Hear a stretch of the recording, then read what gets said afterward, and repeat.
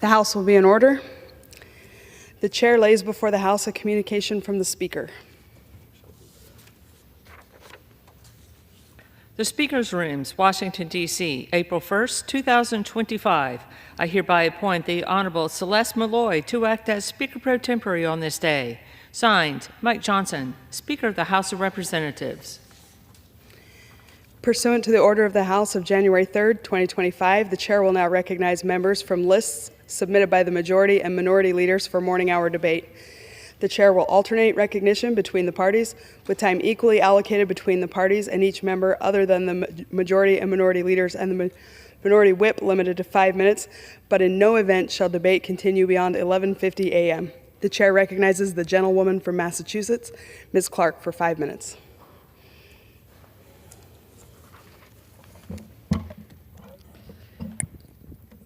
Thank you, Madam Speaker. I have been blessed to work with some of the most talented staffers ever to walk the halls of Congress.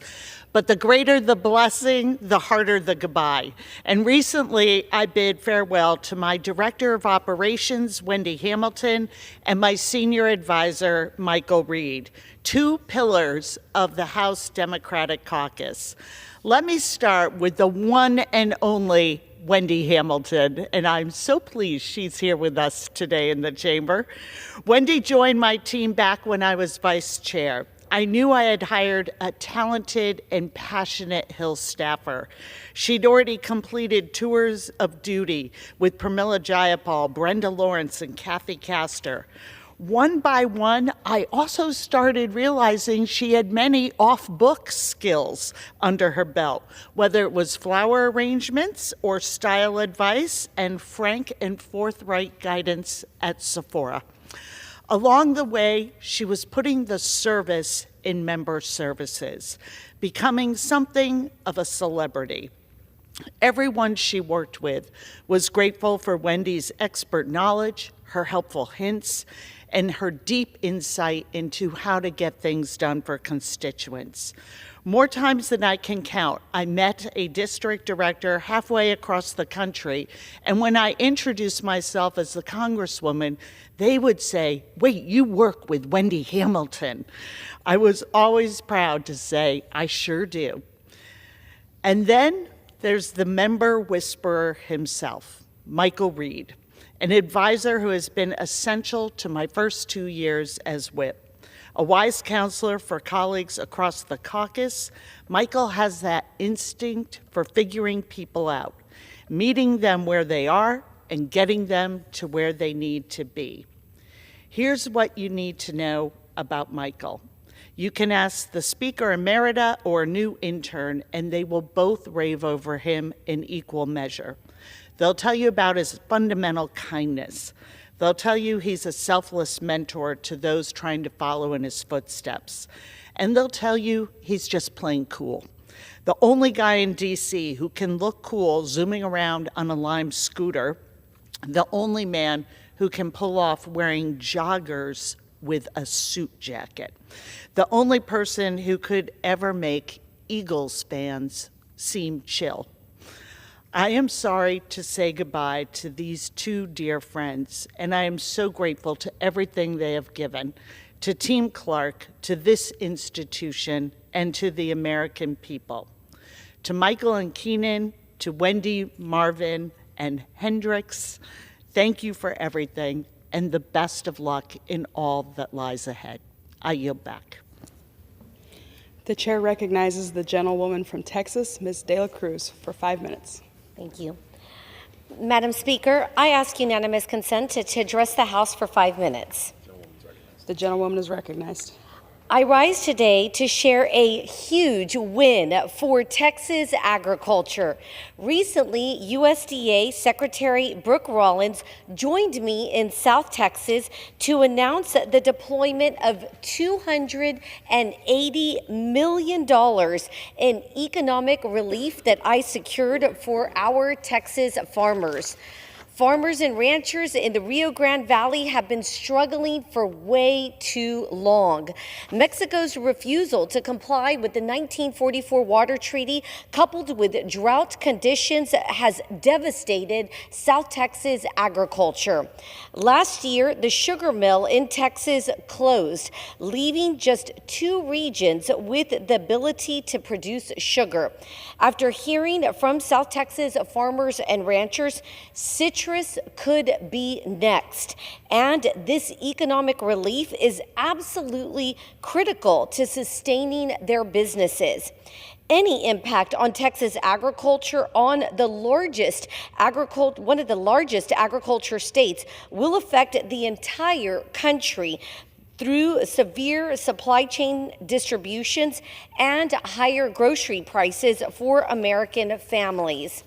For 4 years, the Biden administration failed. They failed to uphold and to hold the Mexican government accountable and secure the water that Texas farmers desperately needed. With President Trump in office, I am now optimistic that we will win the war for water. Their decision to deploy the critical aid demonstrates the administration's commitment to safeguarding the backbone of our nation's economy, agriculture. In addition to the emergency aid, the Trump administration has put its foot down. The State Department is holding the Mexican government accountable by blocking Mexico's non-treaty request for water from the Colorado River. This is a major win in prioritizing our farmers and ranchers, and it is encouraging to have the support of President Trump in this fight. This is just the beginning of the war for water.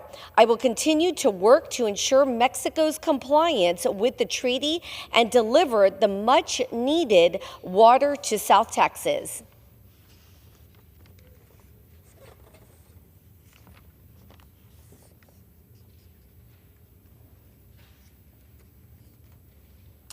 Today, I rise to celebrate Texas U.S. Navy veteran Mr. Charlie Willman's 100th birthday. Born on March 31st, 1925 in Seguin, Texas, Mr. Willman's roots have run deep in our great state of Texas. From growing up on a farm, graduating from Seguin High School, to attending Texas A&M to study agriculture education, his commitment to service took him into the U.S. Navy during World War II, where he not only selflessly served his country, but also met the love of his life, Patricia. Following his service, Mr. Willman finished his degree and worked for Sears Roebuck before returning to his roots. In Seguin, he managed the family farm he grew up on and raised his family, 3 children, 5 grandchildren, and now 5 great-grandchildren. His dedication to work, whether raising cattle or cultivating award-winning pecans, embodies his unwavering commitment to doing things right. Mr. Willman's influence extends far beyond his family. He served his community on numerous boards, including Texas Farm Bureau, and in his role as the county commissioner. With that said, thank you, Mr. Willman, for all of your work in our community, in this great country we live in. Today we celebrate a birthday party, an incredible century of life. Let us congratulate Charlie on this wonderful milestone. Here's to you, Charlie, 100 years strong and still inspiring us all. Happy birthday and God bless you. Thank you. I yield back. The chair recognizes the gentlewoman from Texas, Ms. Johnson, for 5 minutes.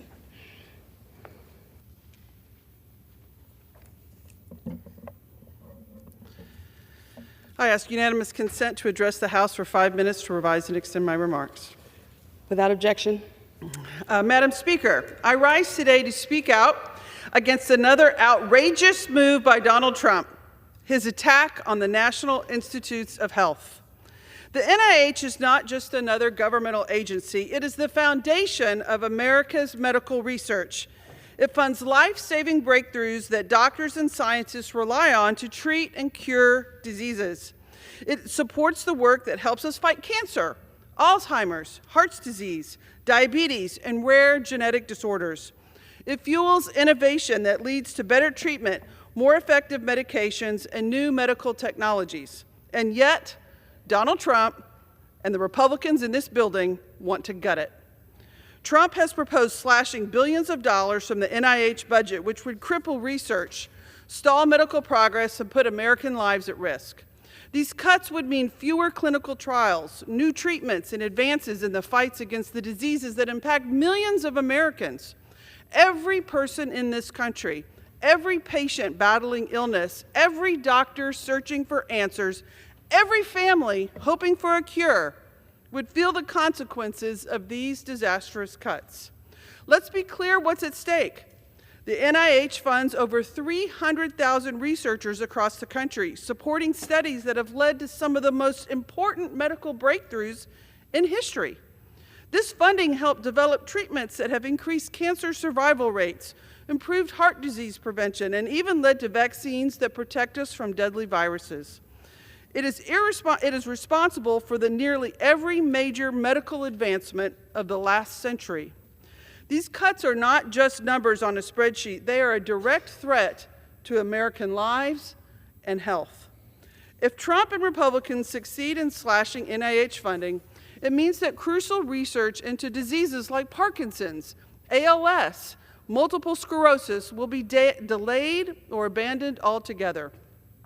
It means that hospitals and research centers will struggle to continue their work. It means that the next big breakthrough, the next cure, the next life-saving drug, the next medical innovation that could save each one of our families and your family could be lost forever. And for Texas, the consequences would be severe. In 2023 alone, the NIH invested over $1.5 billion into Texas research institutions.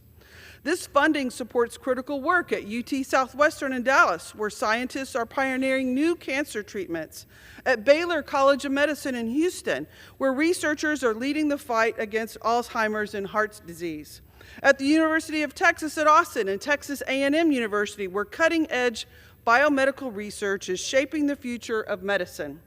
If Trump's cuts go through, these institutions will lose the funding they need to continue their vital work. This attack on the NIH is part of a larger pattern. This is the same Donald Trump leading an administration that rejects science. He's threatening all of our health. He downplayed COVID-19, costing hundreds of thousands of American lives. He ignored public health experts and spread anti-science conspiracy theories while hospitals were overrun with dying patients. Trump already tried to cut NIH funding before, only to be stopped by a Democratic Congress. This time, he's taking direct aim at the very institution that helps doctors and scientists find cures, save lives, and protect public health. We cannot afford to let this happen. We must fight back. If we care about our families' health and future, we must reject these reckless cuts and demand more funding for NIH, not less. The research being conducted today will determine the treatments available tomorrow, and the investment we make in science now will save lives for generations to come. This is not a partisan issue. Well, rather, it should not be a partisan issue. Disease does not care whether you are a Republican or a Democrat. Cancer doesn't check your voter registration. Alzheimer's doesn't ask where you fall on the ideological spectrum. This is about protecting the health of every single American. I urge my colleagues in Congress and every American listening to stand up for science, stand up for medical research, stand up for the NIH. You and your family's health could depend on it. I yield back. The chair recognizes the gentleman from Arkansas, Mr. Womack, for 5 minutes.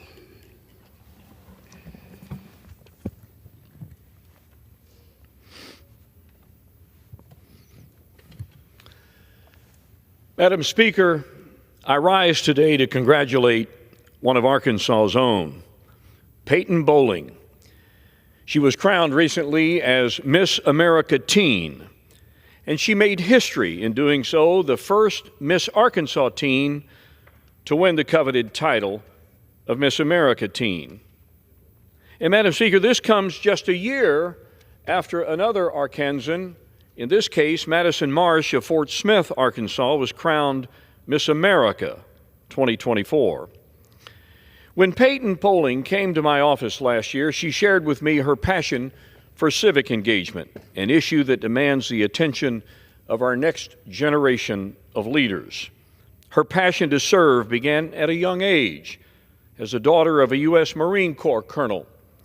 Her dedication only grew with time as she witnessed government in action as a U.S. Senate page. Now she's taking her passion nationwide, encouraging our young people to get involved and shape their communities for the better. This Rogers, Arkansas native and proud Bentonville High School Tiger has made Arkansas proud. Congratulations, Peyton. I look forward to seeing all you accomplish as Miss America Teen and beyond. And with that, Madam Speaker, I yield the balance of my time. The chair recognizes the gentlewoman from Massachusetts, Ms. Trahan, for 5 minutes.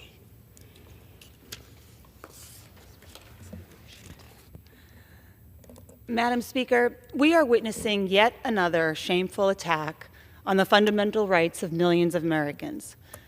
House Republicans are forcing a vote this week on the so-called SAVE Act, a bill that does nothing to stop inflation from driving up grocery prices, nothing to end Donald Trump's trade war that is pummeling the stock market, and nothing to protect Americans' retirements.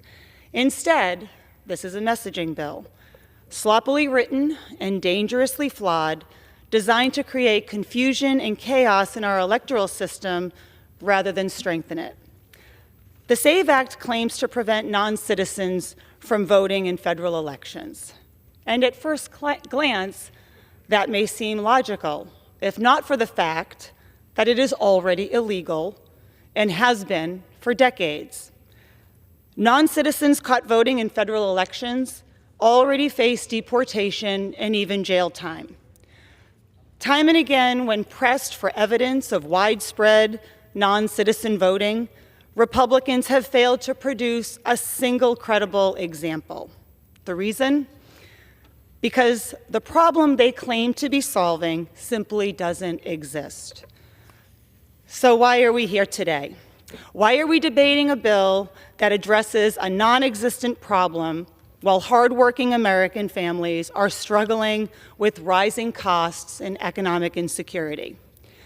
Because Republicans in Congress, they don't have real solutions. Rather than addressing the issues that matter, like lowering grocery costs and helping families get ahead, they are prioritizing a bill that disenfranchises millions of American women. Roughly 69 million women, about 25% of eligible voters in our country, have IDs that do not match their birth certificates, usually because they changed their name once they got married. Under this bill, if they don't have a passport, and half of Americans don't, they wouldn't be able to register to vote. Think about that. Tens of millions of women, the backbone of our families and our communities, stripped of their right to vote simply because they got married. Imagine a woman who has voted in every election since she turned 18, who pays her taxes, who contributes to her community. One day she learns that because her name changed when she got married, she is suddenly unable to register to vote in her state. No amount of documentation, no social security card, no marriage license, no previous voter registration will satisfy the requirements of this bill unless she possesses an updated passport or a birth certificate that matches her current name. This isn't just bureaucratic nonsense. It is an outrageous attack on the rights of women across our country. And the worst part, Madam Speaker, is that Republicans have known that this was an issue with this bill for years, and they've done nothing to fix it. They either don't care that millions of American women will be stripped of their right to vote, or that has been their goal all along. Either way, this is going to create chaos in every state in America, and it's going to make it harder for Americans to participate in their democracy. And it appears to be the latest in a long series of tactics like polling place closures and gerrymandering designed to silence voters that Republican politicians don't think they can win. That's not how democracy works. You don't get to silence millions of Americans just because they might not like your policies. You represent them too. So I urge my colleagues to reject this dangerous legislation and protect the rights of every eligible voter in the country, because our democracy is strongest when every voice is heard and every vote is counted. Thank you. I yield back. The chair recognizes the gentleman from California, Mr. LaMalfa, for 5 minutes. Thank you, Madam Speaker.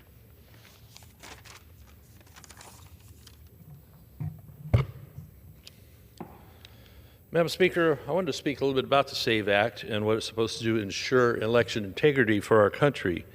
And, you know, the commentary that this is somehow going to disenfranchise people who normally vote is just part of the rhetoric of this place that obscures that our elections aren't completely secure when we have millions of illegal immigrants in this country that have been given driver's licenses, IDs, without having passed the muster of actually doing citizenship efforts. So why should that apply to elections? You already see municipalities around this country trying to give the right, the privilege of votes to people that are not here legally. So in the previous example given, if someone has had a recent marriage, but their name doesn't quite match yet because they haven't gotten their legal documents, there's a provision for doing that called provisional voting that you can utilize at that time of election and then go through the process of proving, yes, this is my citizenship, and in order to ensure we have elections with integrity. So when our elections are key to deciding who makes the laws in this country, who makes the policy decisions, they need to be secure. And so if we can't trust the people in office that are actually chosen by American citizens, then what exactly do we have? Only American citizens are supposed to vote in federal elections. Weak laws have made it, as I mentioned, easier now for non-citizens to get on the voter rolls in certain municipalities.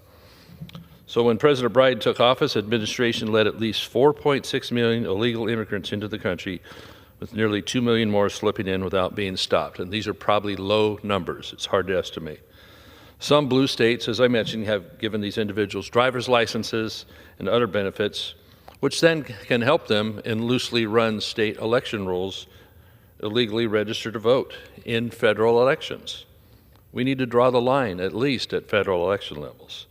Some blue cities have let them vote in local elections to cause even more confusion and abuse of the process. It's deliberate. Federal law has blocked states from requiring proof of citizenship to register to vote, making it easier for the system to be exploited. That's actually against the Constitution. So how the SAVE Act would go about fixing it, Chip Roy's SAVE Act would require proof of U.S. citizenship and identity shown in person at the place of election when registering or on voting day. This rule would apply either when someone signs up the DMV, a government office, or through the mail, making fair exceptions. If someone is a citizen but doesn't have the usual paperwork, like for religious reasons, they could go through, as I mentioned, an alternative process with strict rules like sworn affidavits. The bill also makes sure there are accommodations for disabled Americans so they aren't wrongly excluded. It addresses cases when someone's documentation might not match their legal name, as I mentioned here, with their name change due to marriage, divorce, or adoption. Some people, especially married women, may face these issues if the ID doesn't exactly match. Under the SAVE Act, they would require to set up a process in the states to confirm the identity in these cases, therefore allowing them to vote while it's being sorted out. It could include showing legal documents like a marriage certificate or court order proving a name change. These provisions ensure that legitimate voters aren't turned away while still keeping strong safeguards against fraud. So in cleaning up the voter rolls, the SAVE Act requires states to remove non-citizens from voter rolls and gives them access to federal databases to help verify citizenship at no cost to the states. Election officials who ignore these rules or allow non-citizens to register can be sued and penalized, as they should. The Election Assistance Commission will also update federal registration forms to make sure these new security measures are properly put in place. This matters because Americans deserve to know that their vote counts and isn't canceled out by illegal ballots. What an insult. This isn't about politics. It's making sure only legal voters decide who represents in Washington, as well as the state level and local level. It should be. The SAVE Act is a simple, common sense way to restore trust in our elections and keep them honest. If we want fair elections, Congress needs to act, and act now. The SAVE Act helps protect our democracy, which isn't really democracy, it's a republic, enforce our laws, and make sure American citizens, not foreign nationals, decide our future. It's common sense. Let's get it done. I yield back. The gentleman yields. The chair recognizes the gentlelady from Arizona, Ms. Ansari, for 5 minutes.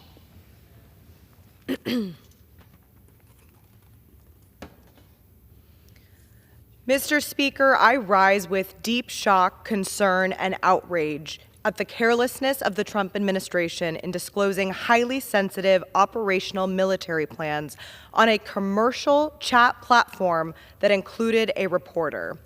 Without a doubt, this reckless incompetence put our service women and men in danger. Last week, I received a call from a constituent whose son is deployed abroad in the region. His son's mission was personally put at risk by the very same people charged with safeguarding our armed forces who put their lives on the line for us. This Arizona father and his son sacrificed for our country, and we should all be ashamed that this is how their service is repaid. The Trump administration officials who set up and participated in this Signal chat debacle should have taken responsibility for their egregious mistake and instantly offered their resignation for having violated the law, contravened common sense, and put American troops in harm's way. Let me put it this way. Not only did the National Security Advisor set up an illegal, unsecured chat with the Secretary of Defense, the CIA Director, the Vice President, and others to discuss highly sensitive and imminent attack plans, but they also bungled their way into adding a random person into the chat. We should not be surprised in the slightest that the Trump administration treats our nation's secrets this way. This is the same man, after all, who had our nuclear code sitting in his bathroom in Mar-a-Lago. The way that the administration has handled this entire calamity has been equally as dangerous. Secretary of Defense Hegseth straight up lied. He said there was no classified information on the chat, that he didn't share attack plans, that no troops were put in harm's way. And then there's our Director of National Intelligence, who is supposedly our nation's most trusted, meticulous secret keeper, who went before the Senate to mislead, evade, and perjure herself. What a truly disgraceful episode. This is not a partisan issue. In fact, both the chair and ranking member of the Senate Armed Service Committee, in a bipartisan manner, requested that the Pentagon investigate the use of the Signal app to share classified information. We can all agree that no government employee, let alone a cabinet member, should be sharing classified information in a Signal chat and be careless enough to add a reporter to it as well. There should be a serious after-action review to prevent this from ever happening again, and one that considers the criminality involved. And yet another Trump lackey, our Attorney General, who is officially supposed to be the people's lawyer, is ruling out a criminal investigation into the scheme altogether. These are the same people that spent the better part of a decade looking into Hillary's emails. They evidently do not care to even pretend to investigate how our nation's most secret information was being shared. The ramifications of this unmitigated disaster will be felt for years, even decades to come. Why would any of our allies share sensitive information with us if the Secretary of Defense is just going to pop it in a group chat and share it with the editor-in-chief of a national publication? In conjunction with all of the other actions the Trump administration has taken to dismiss or turn our backs on our allies, I am deeply concerned about how Signalgate will make us much, much less safe in the long term. Our nation deserves better. Our service women and men deserve better. We deserve better. Thank you. I yield back. Chair recognizes the gentleman from Florida, Mr. Bean, for 5 minutes. Thank you very much, Mr. Speaker.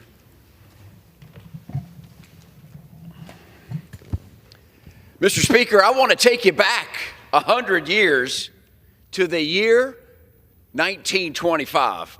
The Great Gatsby has just been published, and in this very chamber, the House will authorize the construction of Mount Rushmore. Entertainment legend Dick Van Dyke was born. Today, Mr. Speaker, I rise to celebrate the 100th birthday of someone else born that same year, 1925, an American hero named Leonard Messenio of Amelia Island, Florida. Born on April 30th, 1925, Len served bravely in World War II with the Army's 20th Armored Division. In April 1945, just days before the war in Europe ended, his unit fought through heavy resistance, helped liberate the Dachau concentration camp, and patrolled Hitler's vacated Eagle's Nest. Hitler took his own life on Len's 20th birthday, and Len proudly marks his birthday each year, saying, "I celebrate April 30th for Hitler's demise." After the war, Len earned an engineering degree on the GI Bill, built a successful career in manufacturing, including for the U.S. Army, and later became an award-winning nature photographer. But Len's greatest legacy is his family. 2 daughters, Deb and Len, 4 grandchildren, 3 great-grandchildren, and even a dog, a grand dog named Charlie. Happy 100th birthday, Len. Thank you for your service, your life, and your enduring example. And may God continue to bless you.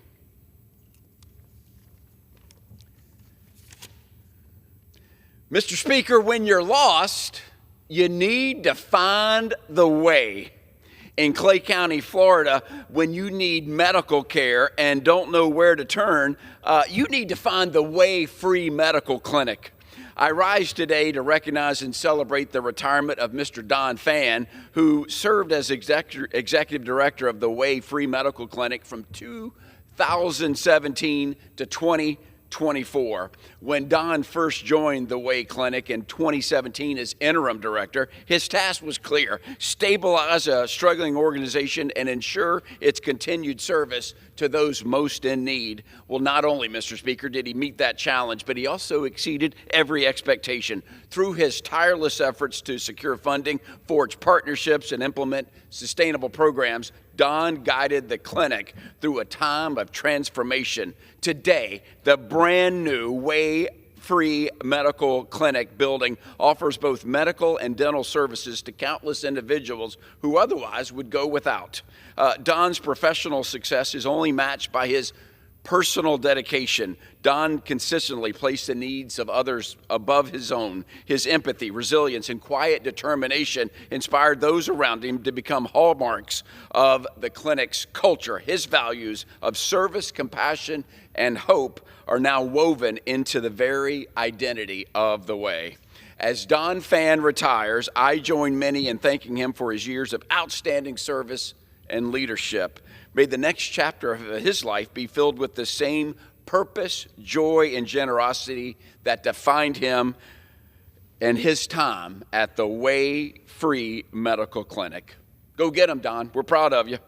Thank you, Mr. Speaker. I yield back. Chair recognizes the gentleman from Illinois, Mr. Garcia, for 5 minutes.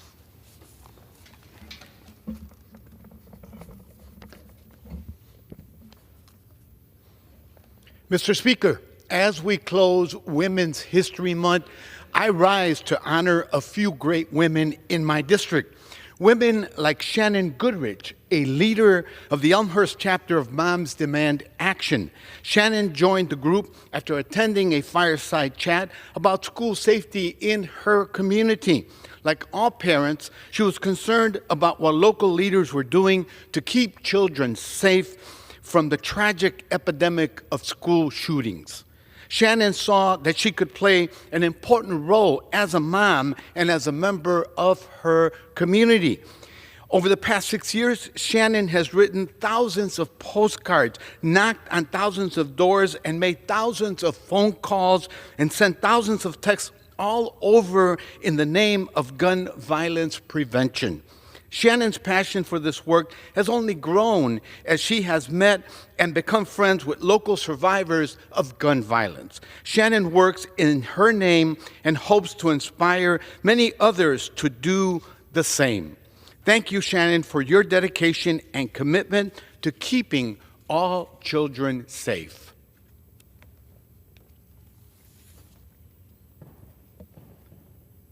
Daphne Enriquez is a great example of what happens when we invest and encourage young women to pursue STEM careers.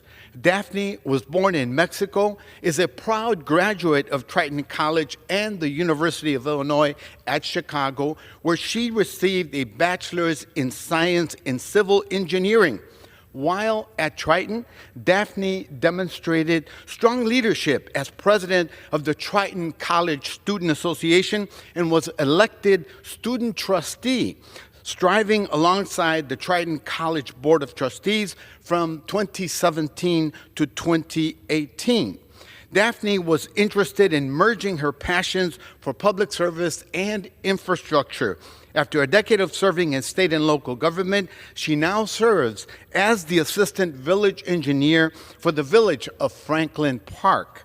As a civil engineer, Daphne's work ensures that the roadways and other infrastructure projects built in Franklin Park keep community safe and connected. Daphne is committed to giving back to her community by leveraging her engineering expertise to develop infrastructure that enhances safety, efficiency, and quality of life. And beyond her professional career, she's also managed to mentor and build a strong coalition of young women in the Northwest suburbs committed to improving their communities.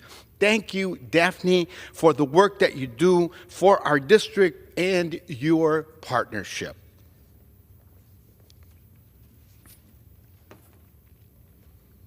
I'm proud to recognize Iona Fernandez, a relentless advocate and community activist for kids, gun safety, inclusion, and public education. Iona immigrated to the U.S. from her native Romania as a young woman and settled in Chicago, where she has developed a successful career in public relations and communications, where she is raising her family. As a community activist, she actively participates in organizing and advocating for a future in which children don't have to fear for their lives when they go to school. As a communicator, her work is inclusive and reflective of the diversity of our country. As an advocate, Iona is committed to uplifting working families and ensuring that elected officials are accountable to the people that they represent. She's an organizer and a change maker. Leona's impact can be felt across DuPage County. Thanks to her efforts, more people are engaged, informed, and ready to stand up for what's right. She leads with her heart and never backs down. Thank you for all the work that you do, Iona. I yield back. Chair recognizes the gentlewoman from Iowa, Ms. Miller Meeks, for 5 minutes.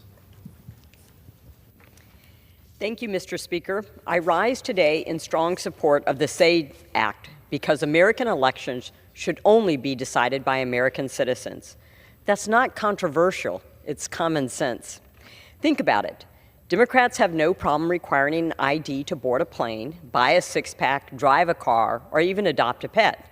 Just a few years ago, they demanded you show proof of vaccination just to eat at a restaurant or pick up food.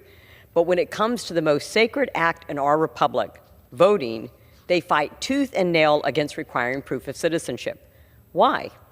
It's blatant hypocrisy, and the American people see right through it. The SAVE Act ensures that only American citizens can register to vote and vote in federal elections. It protects the integrity of our system and restores faith in democracy.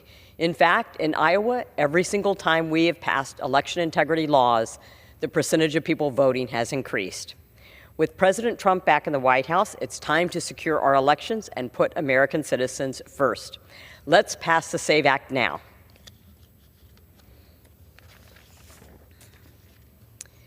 Mr. Speaker, today I'm happy to announce that I've officially joined the bipartisan Ag Trade Caucus. The state of Iowa leads the nation in corn, pork, and soybean production, and expanding access to international markets is essential for our rural communities to succeed. In the past, bad trade deals and overregulation from Washington have held our producers back.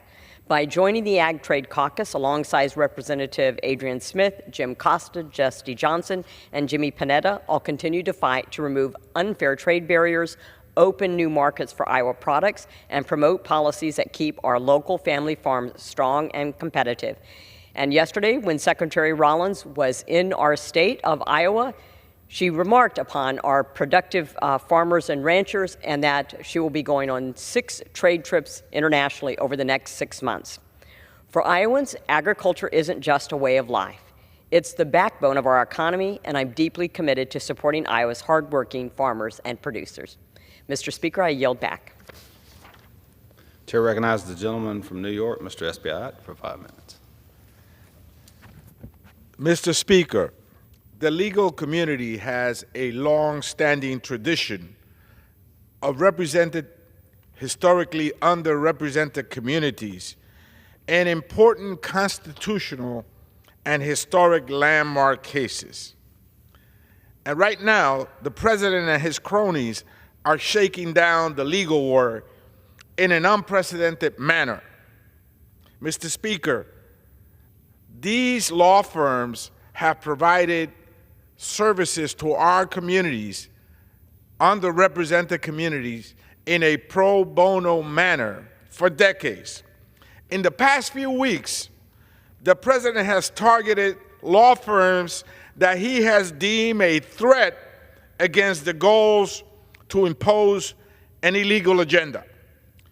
Through his executive orders, he has threatened the revocation of government security clearance and prohibitions on entering federal buildings to these law firms. 2 of the law firms, Skaten and Paul Weiss, immediately settled to avoid sanction and committed a collective $140 million in pro bono work to support the Trump administration's agenda. Other targeted law firms like WilmerHale, Jenner and Block, and Perkins Coie continue to challenge right now these orders in court. These law firms have been responsible for providing free pro bono work in support of disenfranchised communities for decades. Mr. Speaker, Trump is doing this to stop them from successfully arguing against his executive orders and the harms and effects they may have on America. In addition, many of our colleagues across the aisle have introduced at least 7 bills to impeach federal judges who have ruled against the Trump agenda. They attempt to cripple our judicial branch of government, which guarantees a delicate balance in our democracy, in our republic. Many of these judges have been instrumental in pausing Trump's attack on birthright citizenship, sensitive locations, preventing ICE from going into churches, synagogues, funeral homes, schools, emergency rooms. This is what they're trying to do. They're trying to impose this very aggressive agenda.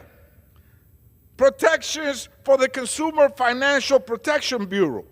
And of course, attempting to dismantle the one system that has given us the ability all to rise together, the public education system. House Republicans are carrying out Trump's attack by insisting that we take up legislation that will severely limit judicial's ability to issue rulings that have a nationwide positive effect on communities. Mr. Speaker, there has been a long-standing tradition of unrepresented communities resorting to the judicial system when all else has failed. When all else has failed, communities go to the court to get relief. When it has been extremely hard to fight against larger, richer, and more powerful entities and to hold them accountable, communities go to the courts. Rulings like Brown versus the Board of Education, Hodges versus Obergefell, and Roe versus Wade have been instrumental in ensuring that all communities have equality and protection under the law. Mr. Speaker, these are dangerous times. History, the chapters of history have told us time and time again that when fascism sticks its ugly head out the window, it is the courts that they go after, so that it will prevent common folks from entering that institution and getting relief and justice. We must fight to stop the administration's attack.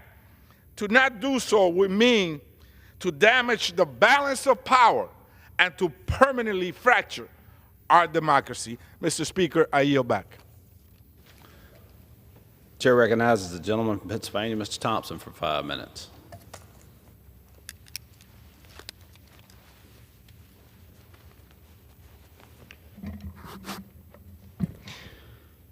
Mr. Speaker, I rise to recognize April as National Volunteer Month. Volunteering is more than an act of service. It's a testament to the power of community, kindness, and shared responsibility. Across our nation, volunteers serve in countless ways, mentoring young people, supporting food banks, rebuilding homes after natural disasters, and lending a hand to those in need. Their work is not just about addressing immediate challenges, but about creating lasting change and hope. As co-chair of the Service Organization Caucus, it is a privilege to celebrate National Volunteer Month, recognizing and honoring the millions of individuals who dedicate their time and talents to making our communities stronger, more resilient, and more compassionate. When we give our time and our efforts to others, we foster a sense of unity and purpose.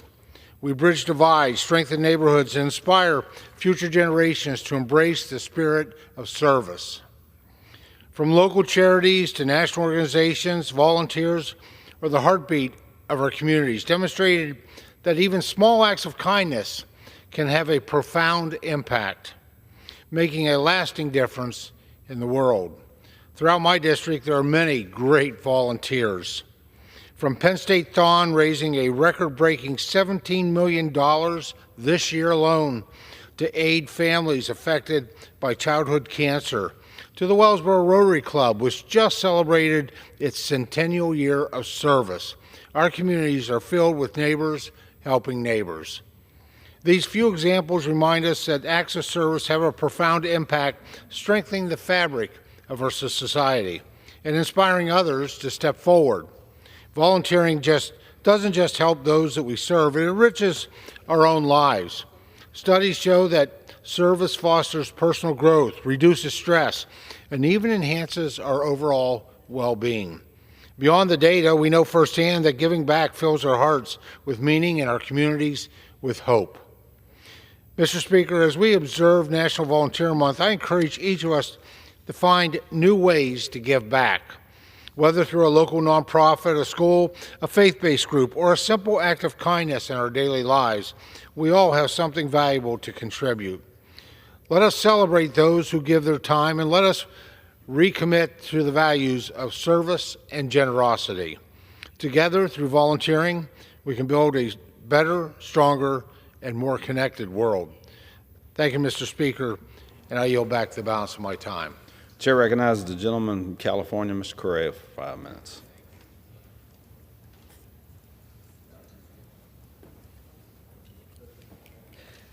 Mr. Speaker, I rise today to share the story of Victoria Rosas, a DACA recipient in my home county, Orange County. Victoria was raised in Fullerton, California, and thanks to her DACA status, she was able to pursue her passion in healthcare and helping others. Today, Victoria is a nurse, and in her spare time has written a book and founded a nonprofit group called Empowering Moms of California. Victoria's journey is an example of the important contributions DACA recipients make to this great country and why we need to protect them from deportation. Mr. Speaker,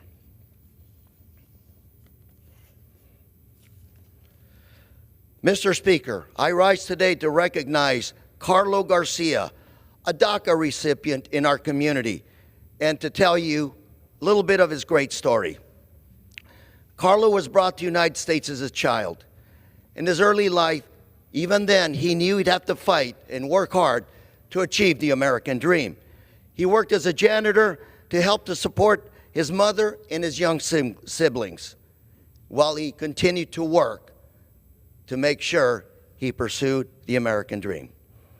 Carlo is a first-generation college graduate and has begun his career as a financial auditor, and recently he earned his CPA license just this past November. And now he's even closer than ever to achieving the American dream. Congratulations, Carlo. Mr. Speaker.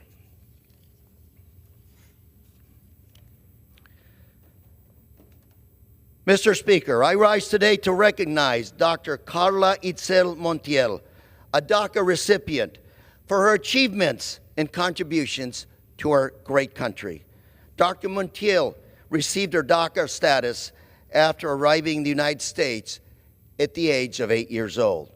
She excelled academically and then studied at Harvard University and then earned her PhD from Claremont Graduate College. Dr. Montiel has dedicated her professional career to public health and education programming, and today she is a faculty member at Claremont Graduate School. Dr. Montiel, thank you for your dedication to our community. Mr. Speaker. Mr. Speaker, I rise today to celebrate Orange County's grandmother, Cristina Prada, who's 94 years old. Cristina's story is a very familiar story to us in Orange County. She came from Colombia in 1973 and worked at 2 or 3 jobs at the same time to make ends meet. She worked as a housekeeper at a nearby resort and cleaned houses for wealthy movie stars. Cristina began to build her American dream and watched her family grow, even as she battled cancer numerous times in her life. At 94 years old, she's beat the odds and proved the doctors wrong. She continues to live. Cristina just celebrated 94 years in the United States, and her story is the story of the American dream, and we're blessed to have her as part of our community. Cristina, thank you. You inspire us. Thank you, Mr. Speaker.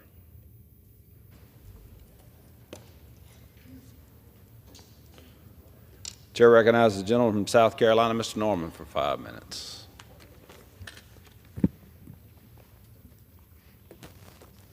Mr. Speaker, I rise today to recognize an exceptional public servant, David Camphy. His unwavering dedication to law enforcement and public safety has made an everlasting impact on his community. Throughout his distinguished career, Mr. Camphy has exemplified the highest standards of service, of leadership, and integrity. For over 15 years, Mr. Camphy has served with distinction in the New York Police Department.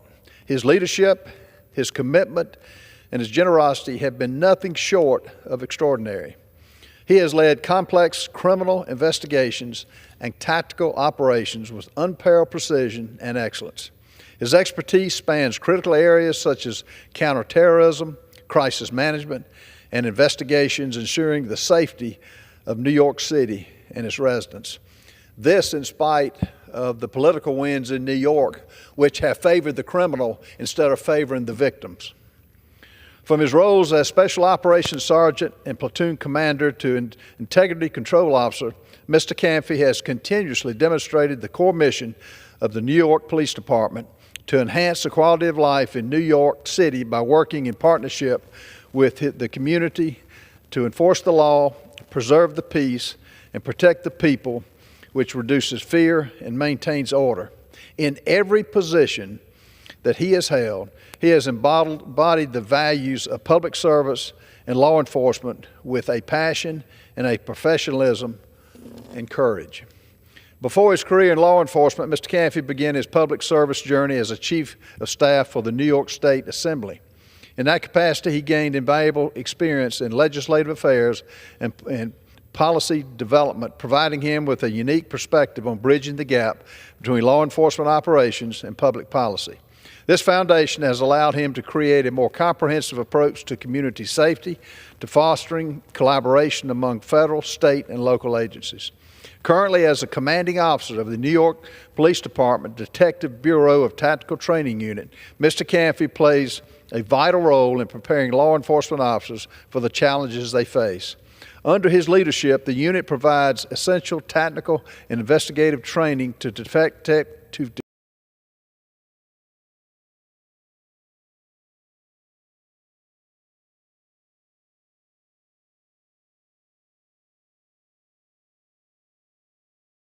instructor, shaping the next generation of law enforcement professionals. His commitment to training ensures that officers are not only ready for the dangers they face, but are also guided by the highest ethical standards as they serve their communities. Through all of his political accomplishments, professional accomplishments, Mr. Canfy holds one thing above all: his family. He remains a devoted son, a devoted husband, and a devoted father, which is a testament to the values that guide his work and his life. Despite the demands of his career, he was always present, especially for his son Sam, making sure that he has always had his dad at every important moment. His dedication was not just to the job, but to his family. I would also add that David's father was in law enforcement for a number of years, and when 9/11 occurred, guess who was first to volunteer his time, to risk his health, to go help clean up the damages of 9/11. On behalf of the American people, I extend my deepest appreciation for his timeless efforts and exemplary service. May his leadership and dedication continue to inspire others for generations to come. Thank you so much, David Canfy. Mr. Speaker, I yield back.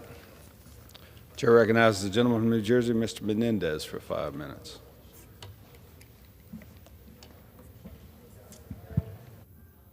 Mr. Speaker, I rise today to speak against the administration's immigration enforcement policies.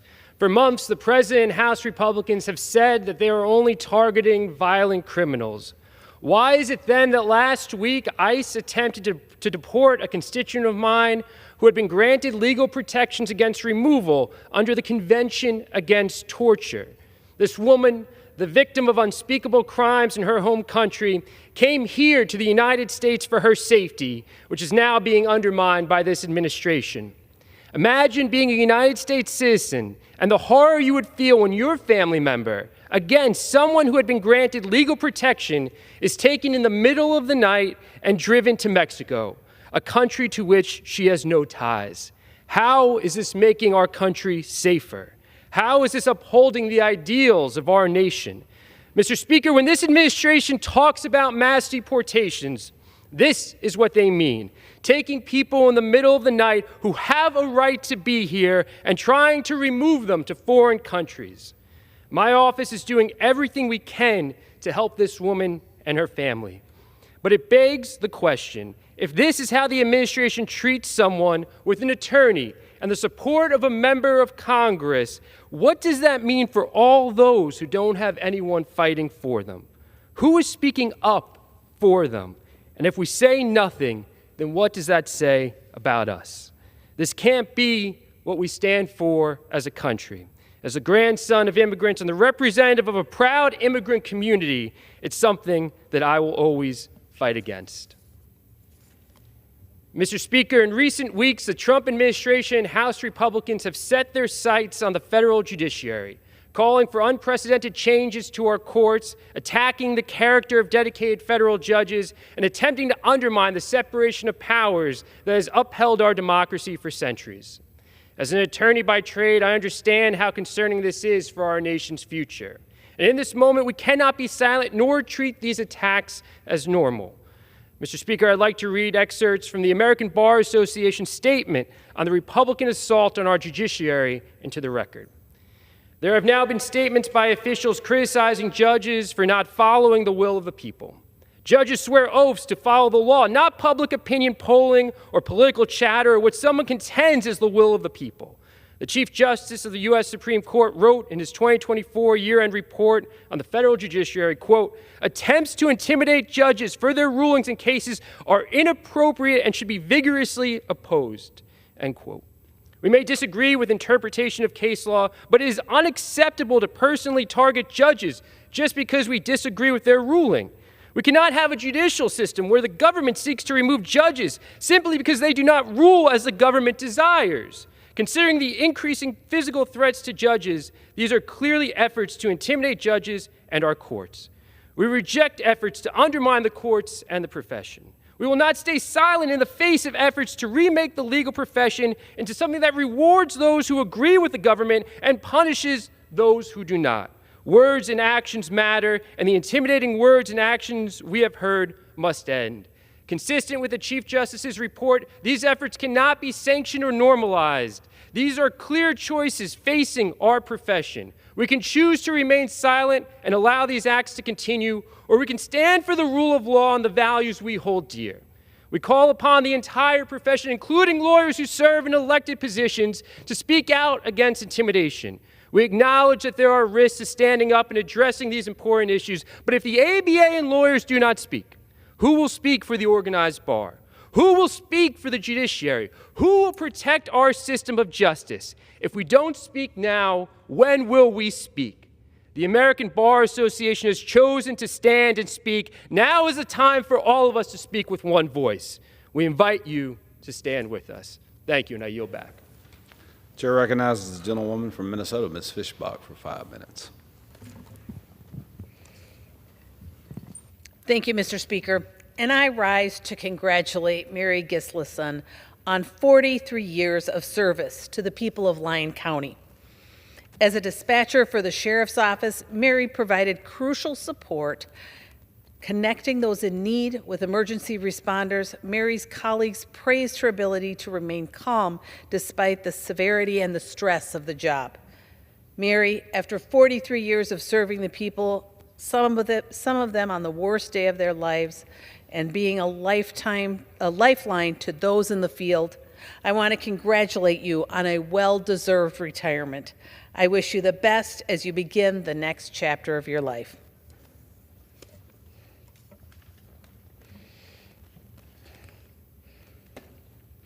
Mr. Speaker, I rise to congratulate Mr. Dave Preisler on receiving the Minnesota Pork Board's Distinguished Service Award. From a childhood in 4-H and FFA to a 28-year career in the pork industry, Dave has dedicated his life to Minnesota agriculture.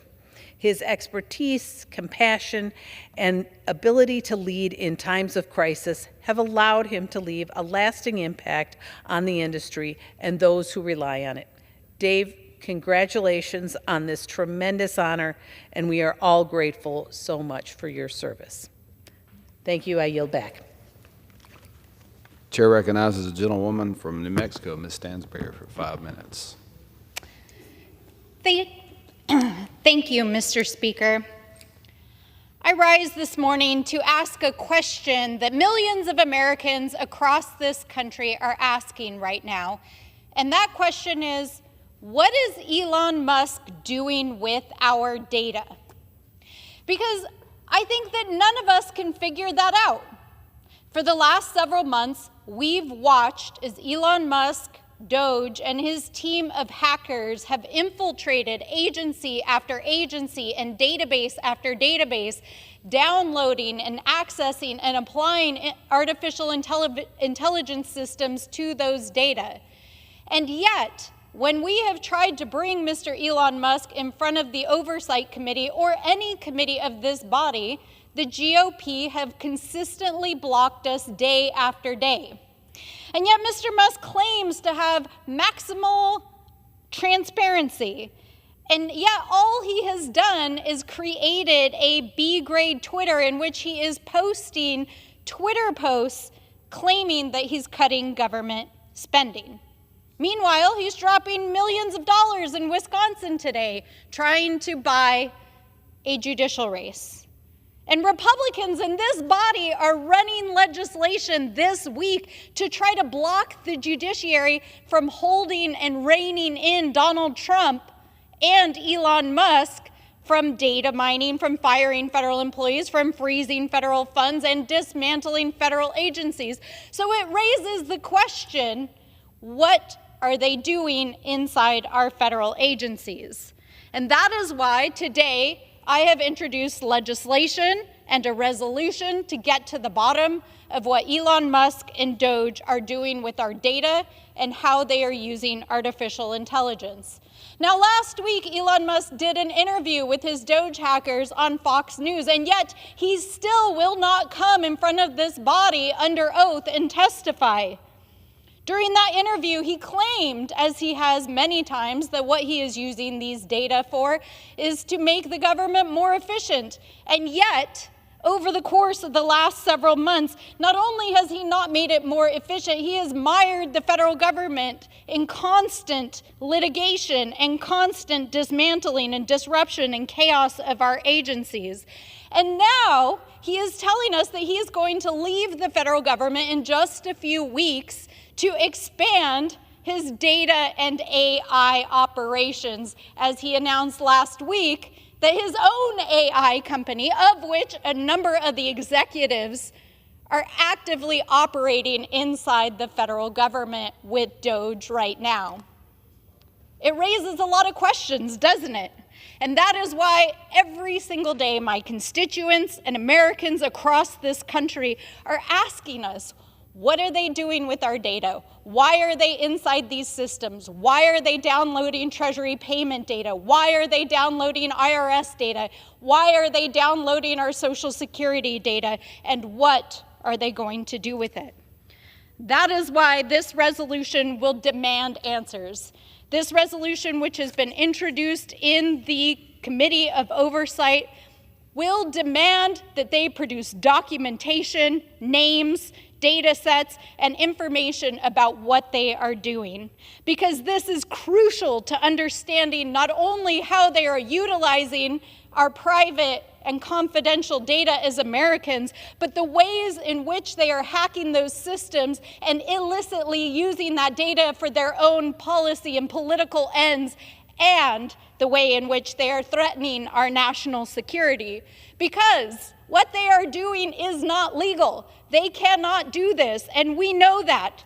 But without the proper oversight that our Republican colleagues across the aisle are refusing to provide, we must use every tool that we have at our disposal. And that is why this resolution of inquiry is necessary, to demand an investigation into what Doge and Elon Musk are doing with our data, how it is impacting American privacy, how it is impacting our national security, and we will not back down until we get those answers. So, Mr. Speaker, I humbly say to the members of this House, we demand answers, and we demand answers now. And with that, I yield back. The chair recognizes the gentleman from North Carolina, Mr. Moore, for 5 minutes. Thank you, Mr. Speaker. I rise today to support two critical pieces of legislation on the floor this week. First, the SAVE Act, and second, the No Rogue Rulings Act, both which are essential to the very fabric of this American republic. Over the last 4 years, President Biden created a crisis at our southern border, presiding over an invasion of illegal immigrants from all across the world, including adversarial nations. against the best interests of the American people and our national security, my colleagues across the aisle would like to allow these individuals who are in our country illegally to vote in our elections. We've seen instances of illegal aliens being issued Social Security numbers by the Biden administration and voting in the last election. In fact, in my home state, a study found that roughly 1,400 individuals had questionable illegal status or immigration status, and likely illegals who were registered to vote in my own state. My colleagues will be dishonest to you and say that that did not happen. They will say that we need to, I will tell you this, we need to open our eyes to the reality of this border invasion. The reality is right now we have a system where folks who are here illegally can vote. That is simply wrong. And that's why we need to pass this week the SAVE Act. It is a common sense measure that will ensure that states are required to verify citizenship when folks register to vote in a federal election. This is the bare minimum to secure that our elections are protected from foreign influence. Again, you'll hear dishonest statements from opponents of this bill, like married women who have changed their name won't be able to vote. That is simply not true. Look, when someone gets married, look at their driver's license. Did the driver's license number change? Did a passport number change? No, that simply isn't accurate. Additionally, this bill allows up to 6 different forms of identification to verify citizenship. Look, in North Carolina, we have voter ID where folks show up and vote, and folks may have gotten married in between when they register to vote, when they go to vote, and nobody's being turned away. Again, just another misinformation from the left. One other thing the SAVE Act does is that it requires states to clean up their voter rolls to remove non-citizens. Again, this is pretty straightforward, common sense stuff. Governor Greg Abbott in Texas, in fact, removed thousands of citizens from their voter rolls, and every state should be doing this. You know, at the end of the day, Mr. Speaker, only American citizens should vote in American elections. If we don't pass the SAVE Act, we're signaling to the world that American elections are open to fraud and foreign interference. It is, in fact, a betrayal to every citizen who plays by the rules, pays their taxes, and deserves a voice in their government. Election integrity starts with the passing of the SAVE Act. Another bill this week I mentioned earlier that's a great bill that I'm supporting is the No Rogue Rulings Act, which will put an end to the overreach of district court judges in issuing nationwide injunctions.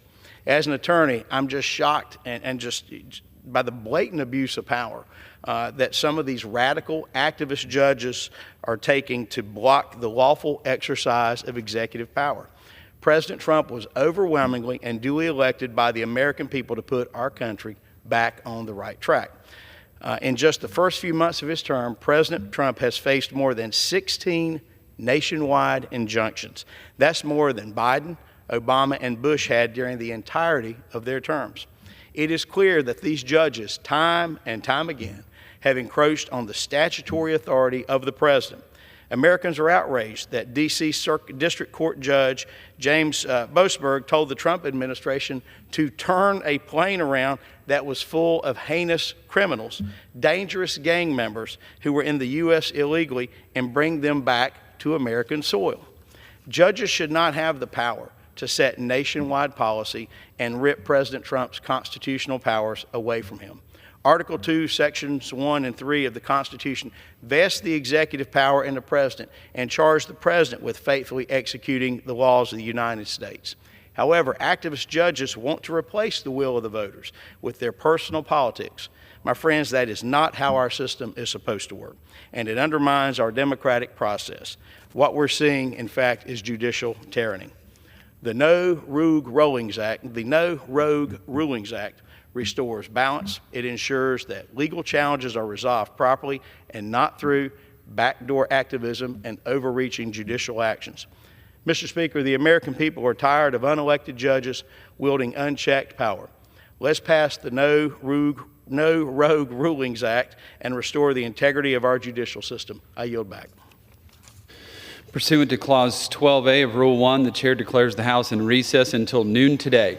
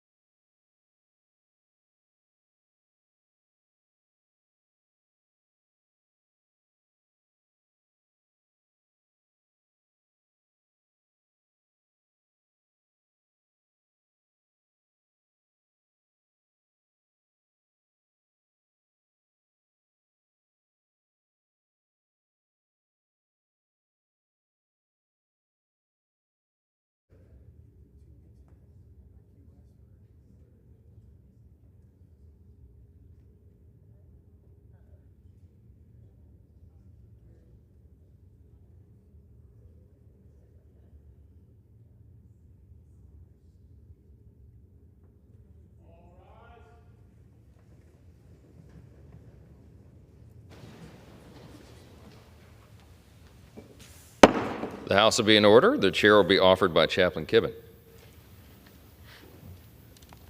Would you pray with me? Holy God, on this day of pranks and lighthearted fun, April Fools that we are, may we not be so foolish that we overlook your instruction and reject your wisdom. As we pull pranks and tease one another, may we not be so laughable that our silliness drowns out the voice of your wise counsel.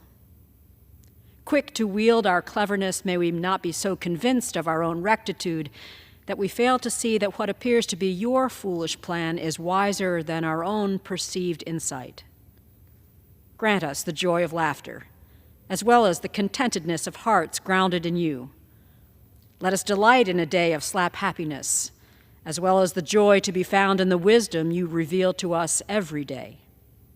For your love for us is far more than a whim, but your faithfulness endures in the craziest and best of times, and we are all the happier for it. In your wise name we pray. Amen.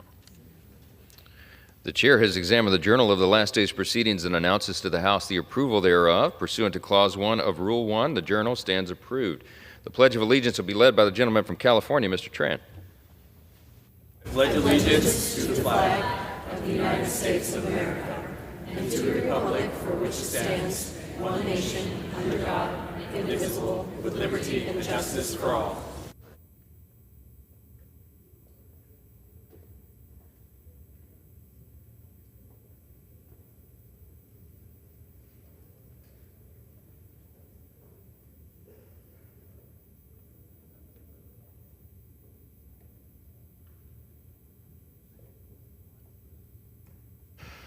For what purpose does the gentlewoman from Florida seek recognition?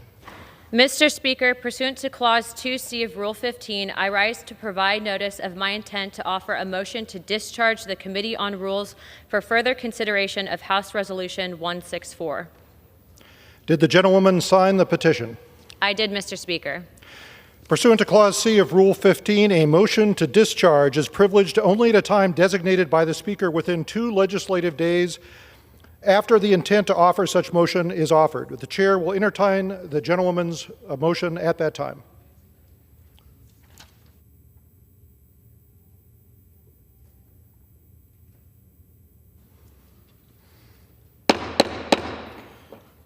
Let's see. The chair will entertain up to 15 requests for 1-minute speeches on each side of the aisle. For what purpose does the gentleman from California seek recognition?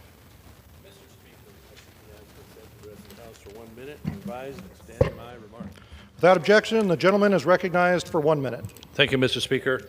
The No Rogue Rulings Act is about stopping unelected judges from blocking a president's entire agenda with a single ruling. This bill, introduced by my colleague from California, Representative Darrell Issa, puts an end to nationwide injunctions that overstep judicial authority. Judges were never meant to act as a veto on the executive branch. When a district judge issues a nationwide injunction, they override the will of the voters by halting policies that one judge happens to disagree with politically. This is about restoring balance. The Constitution sets clear roles for each separate branch of government.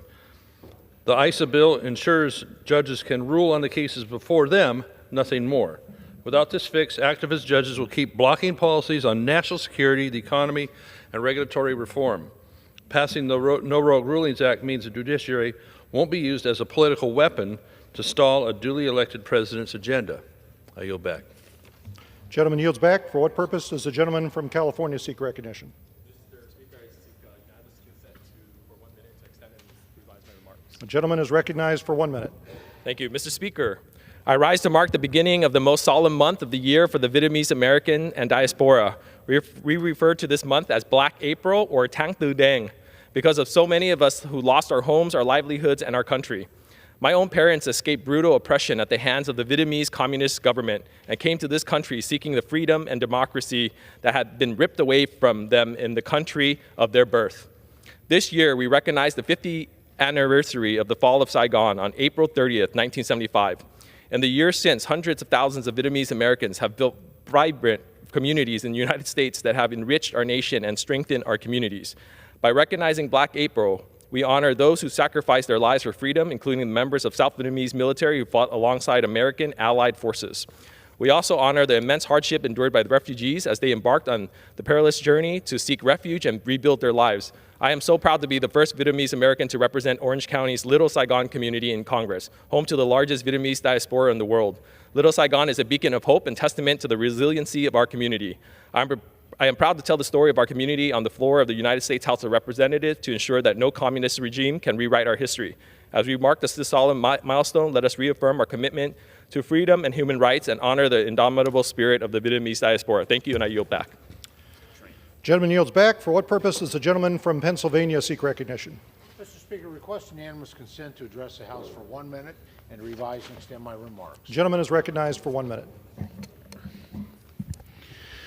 Mr. Speaker, I rise today to recognize the 60th anniversary of the Armstrong County Community Action Partnership.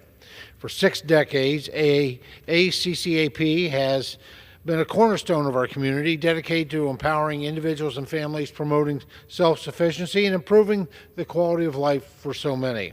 Since its founding, ACCAP has provided essential services ranging from housing assistance and food programs to transportation and early childhood literacy initiatives, such as Dolly Parton's Imagination Library.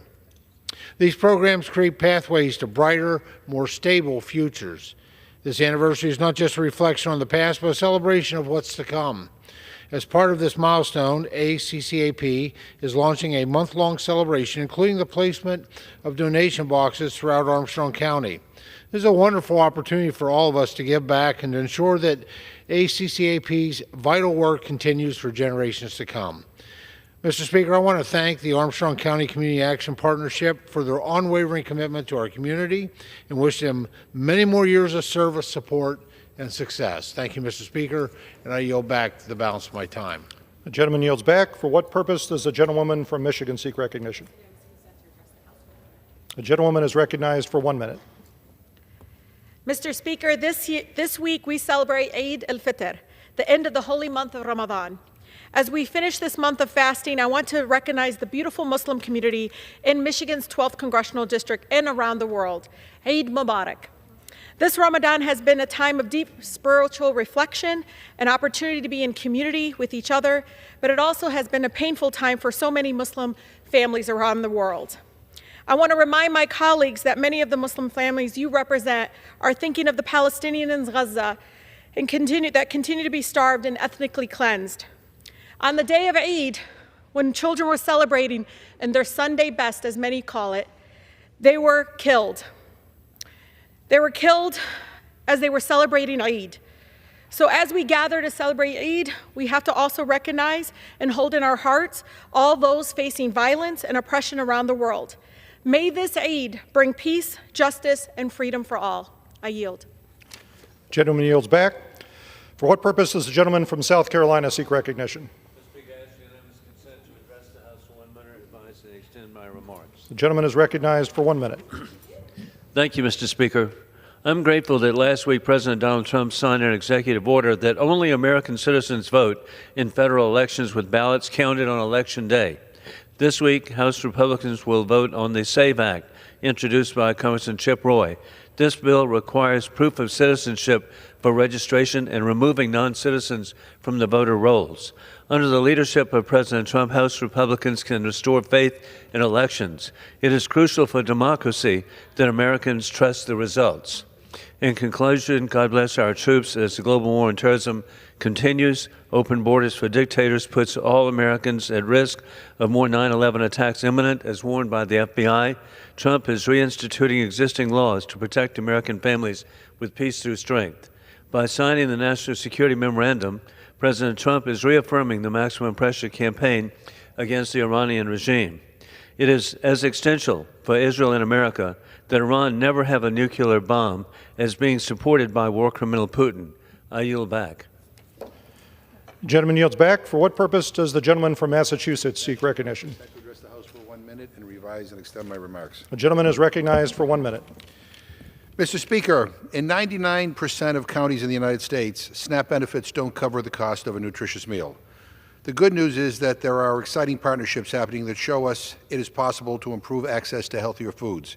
In New York City, local nonprofits, the Center for Disease Control and Prevention, and the online grocery platform Mercado have partnered to help thousands of low-income New Yorkers with diet-driven chronic diseases purchase more nutritious food. The United Way of New York City is anchoring one produce prescription project, Connect to Food, that provides hungry people with $80 per month to purchase fresh fruits and vegetables. This innovative work is teaching us that increased investments make it a little bit easier for families in need to make healthier choices while also supporting local jobs and agriculture. So let's improve SNAP benefits, support public-private partnerships to make healthier choices possible, build a healthier, more resilient nation, and finally end hunger now. I yield back. Gentleman yields back. For what purpose does the gentlewoman from Iowa seek recognition? Mr. Speaker, I ask unanimous consent to address the floor for 1 minute and revise and extend my remarks. The gentlewoman is recognized for 1 minute. Thank you, Mr. Speaker. I rise today to honor the commissioning of the U.S. Navy's state-of-the-art nuclear-powered submarine, the USS Iowa, and the brave men and women who will serve aboard her. This vessel represents not only the strength and innovation of our naval warfighters, but also the heart and tenacity of Iowans. Within the USS Iowa, you will find unique nods to our great state, highlighting Iowa's agriculture, leadership in education, and contributions to energy production. The USS Iowa will enhance our force readiness around the world and serve as a powerful deterrent, compelling our adversaries to maybe think twice before attempting to destabilize the international order. I thank the crew for their service and pray for their continued safety. May she always navigate with Iowa grit and return home safely. Thank you, Mr. Speaker. I yield back. Gentleman yields back. For what purpose does the gentlewoman from Minnesota seek recognition? The gentlewoman is recognized for 1 minute. Thank you, Mr. Speaker. I rise to honor the life of an extraordinary member of my community. Mr. Gordon Willis Kirk, or Gordy, as everyone knew him, passed away on March 2nd, 3 weeks shy of his 102nd birthday. A proud member of St. Paul's Rondo neighborhood, Gordy was a World War II combat veteran who traveled bravely in the country at a time when the ranks of our armed forces were segregated. His company in the 3rd Army, 4th Armored Division fought during the liberation of France, including the Battle of the Bulge, where he suffered from frostbite. Gordy was an extraordinary advocate for his fellow veterans. In 1986, he was the first African-American VFW district officer in Minnesota. He was instrumental in establishing the Twin Star VFW Post 8854. Gordy was a special person in my community, and I am so proud to have called him friend. His legacy will continue to inspire me and others for generations to come, and I urge my members to read my extension of remarks. Thank you. Gentleman yields back. For what purpose does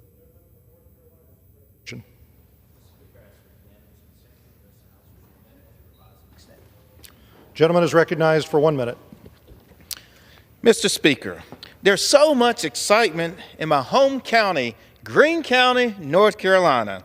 The Greene Central High School Band received the highest marks at the North Carolina Bandmasters Association Music Performance Adjudication Concert Band Festival. They earned a superior rating, which is the highest score. The band consists of 40 incredible students, led by an amazing band director, Mr. Andrew Howell. Music education remains essential, not just in eastern North Carolina, but across the nation. I'm so proud of the Greene Central High School Band, and I thank everyone across America for joining in this exciting achievement. I look forward to hearing all the wonderful music they will make in their future. Go Rams! I yield back. Gentleman yields back. For what purpose does the gentleman from Ohio seek recognition? Mr. Speaker, I ask unanimous consent to address the House for 1 minute and to revise and extend my remarks. Gentleman is recognized for 1 minute. Thank you, Mr. Speaker. You do not need a traditional four-year degree to become a millionaire. In Ohio's 7th District, we have some of the best career centers in the nation, placing students in high-paying jobs right out of high school. I rise to celebrate the 50th anniversary of the Medina County Career Center in Medina, Ohio, right in our district. The center opened in 1974 as the Medina County Joint Vocational School before changing its name to what it is today. The Career Center is a partnership with 6 public school districts in Northeast Ohio and offers advanced career and technical education for approximately 1,200 high school students and nearly 3,000 adult students. Additionally, the center offers secondary career development resources and student internship opportunities, preparing students to enter or to re-enter the workforce. I commend the Medina County Career Center and express my gratitude for the center's role in producing future leaders from Ohio's 7th Congressional District. Thank you, Mr. Speaker, and I yield back. Gentleman yields back. For what purpose does the gentlewoman from Minnesota seek recognition? The gentlewoman is recognized for 1 minute. Thank you, Mr. Speaker. Today I rise on behalf of all of the families who are being hurt by this administration's reckless trade wars. Last week I met with Minnesota families and child care providers to talk about how expensive it is to raise a family and care for young children. I met Nana Renee. She's a mother and a grandmother from Brooklyn Park who loves her family more than anything in the world. But she, like so many families, is struggling to make ends meet. And as a country, we should be doing everything we can to support our young families and make raising kids more affordable. But these policies are doing the exact opposite. With this administration's sweeping tariffs, families will be forced to pay even more for the products they need to care for their children. High chairs, cribs, strollers, and car seats. And car seats are not an optional purchase. They are required by law. So that's why today my Democratic colleagues and I are calling on the administration to exempt essential child care products from these tariffs. And I challenge my colleagues on the other side of the aisle to stand up for families and join us in this call, because families should not have to foot the bill for these reckless trade wars. Thank you, Mr. Speaker. I yield. Gentlewoman's time has expired. For what purpose does the gentlewoman from New Mexico seek recognition?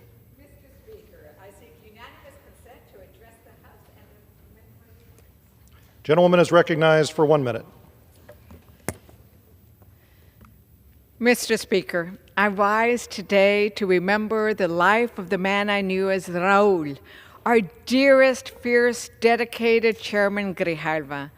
My heart is breaking over the loss of his voice in Congress. The love he had for our planet was as deep as the Grand Canyon he helped protect. His commitment to those who needed it most was inexhaustible. He encouraged me to chair the Subcommittee on Indigenous Peoples, and his commitment to Native Americans meant we passed dozens of bipartisan bills on this floor. We legislated together, we protested together, and we laughed together. His spirit will continue to guide my work and that of environmentalists, activists, Latinos, Native Americans, and people who love this beautiful place we call home. Que descansan en paz, con el amor de un pueblo agradecido. May you rest in peace with the love of a grateful people. I yield back. Gentlewoman yields back. I miss him too. For what purpose does the gentlewoman from New York seek recognition? To revise and extend my remarks. The gentlewoman is recognized for 1 minute. Thank you, Mr. Speaker. I have the privilege of representing thousands of 9/11 first responders and survivors who live in New York's 4th Congressional District. For years, they've fought to get access to the health care that they desperately need and unquestionably deserve. They've traveled to Washington countless times, even those that are sick and dying, to urge Congress to pass a permanent funding fix for the World Trade Center health program. These heroes who saw us through one of the darkest days in our nation's history have spent 2 decades begging Congress to act. No one in the 9/11 community should ever have to worry about accessing the health care that they require. I was outraged to see this funding excluded from the year-long spending bill that was just passed earlier this month. Our first responders and survivors can't wait for action. I'm proud to help lead the 9/11 Responder Survivor Health Funding Correction Act alongside a bipartisan group of my colleagues to right this wrong. Our nation promised to never forget, but every delay in funding tells the 9/11 community something different. It's time to act. Thank you, Mr. Speaker. I yield back. Gentlewoman's time has expired. For what purpose does the gentleman from Virginia seek recognition? Mr. Speaker, by the direction of the Committee on Rules, I call up House Resolution 282 and ask for its immediate consideration. The clerk will report the resolution. House Calendar Number 14, House Resolution 282. Resolved, that upon adoption of this resolution, it shall be in order to consider in the House the joint resolution, Senate Joint Resolution 18, disapproving the rule submitted by the Bureau of Consumer Financial Protection relating to overdraft lending, very large financial institutions. All points of order against consideration of the joint resolution are waived. The joint resolution shall be considered as read. All points of order against provisions in the joint resolution are waived. The previous question shall be considered as ordered on the joint resolution and on any amendment thereto to final passage without intervening motion except one. 1 hour of debate equally divided and controlled by the chair and ranking minority member of the Committee on Financial Services or their respective designees, and 2, 1 motion to commit. Section 2. Upon adoption of this resolution, it shall be in order to consider in the House the joint resolution, Senate Joint Resolution 28, disapproving the rule submitted by the Bureau of Consumer Financial Protection relating to defining larger participants of a market for general use digital consumer payment applications. All points of order against consideration of the joint resolution are waived. The joint resolution shall be considered as read.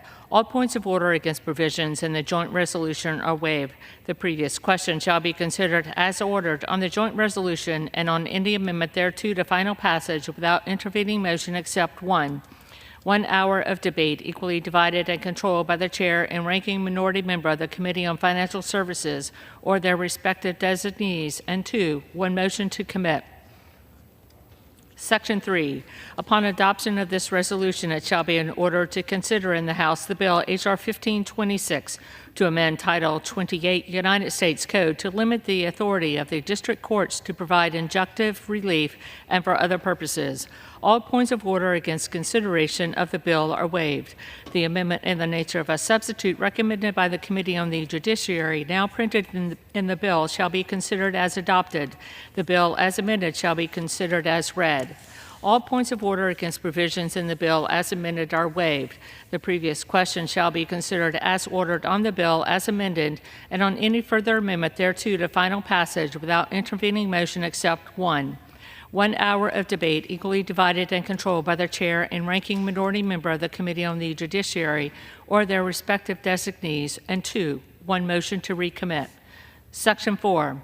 Upon adoption of this resolution, it shall be in order to consider in the House the bill H.R. 22 to amend the National Voter Registration Act of 1993 to require proof of United States citizenship to register an individual to vote in elections for federal office and for other purposes.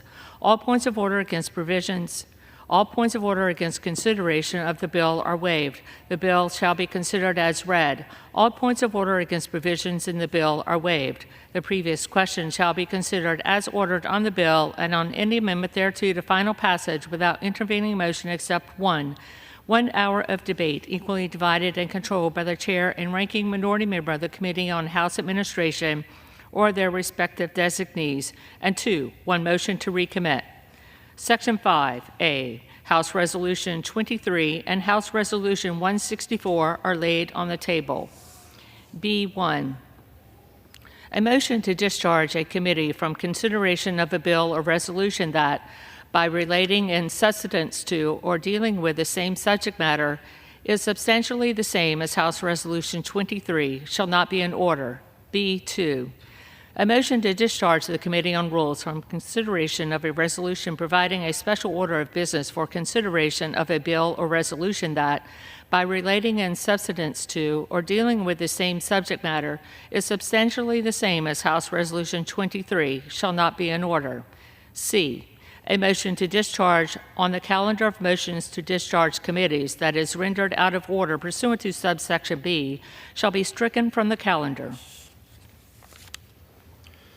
The gentleman from Virginia is recognized for 1 hour on the resolution.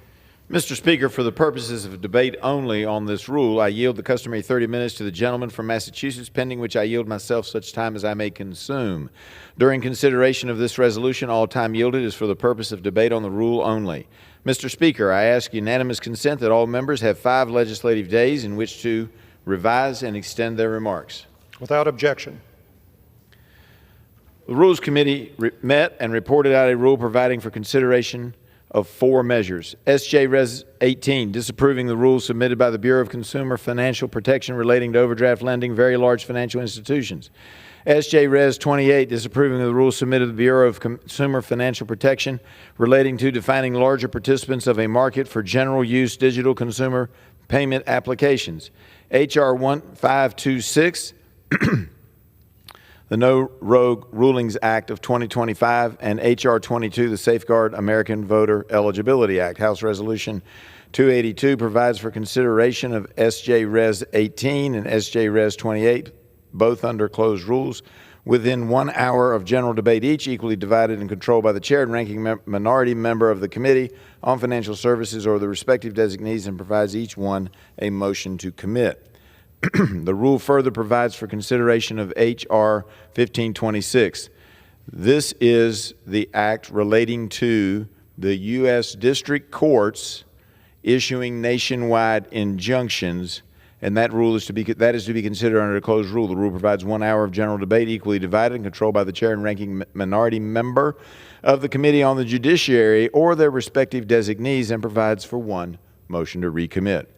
The rule further provides for consideration of H.R. 22, the Safeguard America Voter Eligibility Act, under a closed rule. The rule provides 1 hour of general debate, equally divided and controlled by the chair and ranking minority member of the Committee on House Administration or their respective designees, and provides 1 motion to recommit. Finally, the rule provides that House Resolution 23 and House Resolution 164 are laid on the table. This rule deals with several issues. The underlying legislation included is essential. One of the bills included in this rule is H.R. 1526, led by Representative Issa from California. This bill limits the ability of district court judges, that's U.S. district court judges, from issuing nationwide injunctions. I'd like to be clear. This bill does not prohibit nationwide injunctions, Mr. Speaker. It merely establishes a mechanism to issue nationwide injunctions under appropriate circumstances. Under the bill, if 2 separate states from 2 separate judicial circuits, U.S. judicial circuits, are reviewing the same case, a panel of 3 randomly chosen judges would be convened to determine whether issuing a nationwide injunction is appropriate action. These injunctions would then have the ability to be appealed directly to the United States Supreme Court.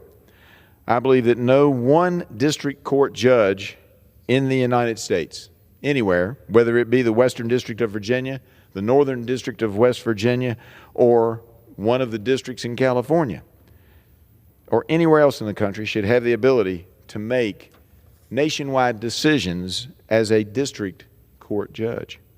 This bill will prevent forum shopping and restore somewhat checks and balances to our judicial system in the country by providing that we have a randomly selected 3-judge panel. Also included in this rule is H.R. 22, the Safeguard American Voter Eligibility Act, or the SAVE Act, championed by Rep. Roy from Texas. This bill prohibits non-citizens from voting.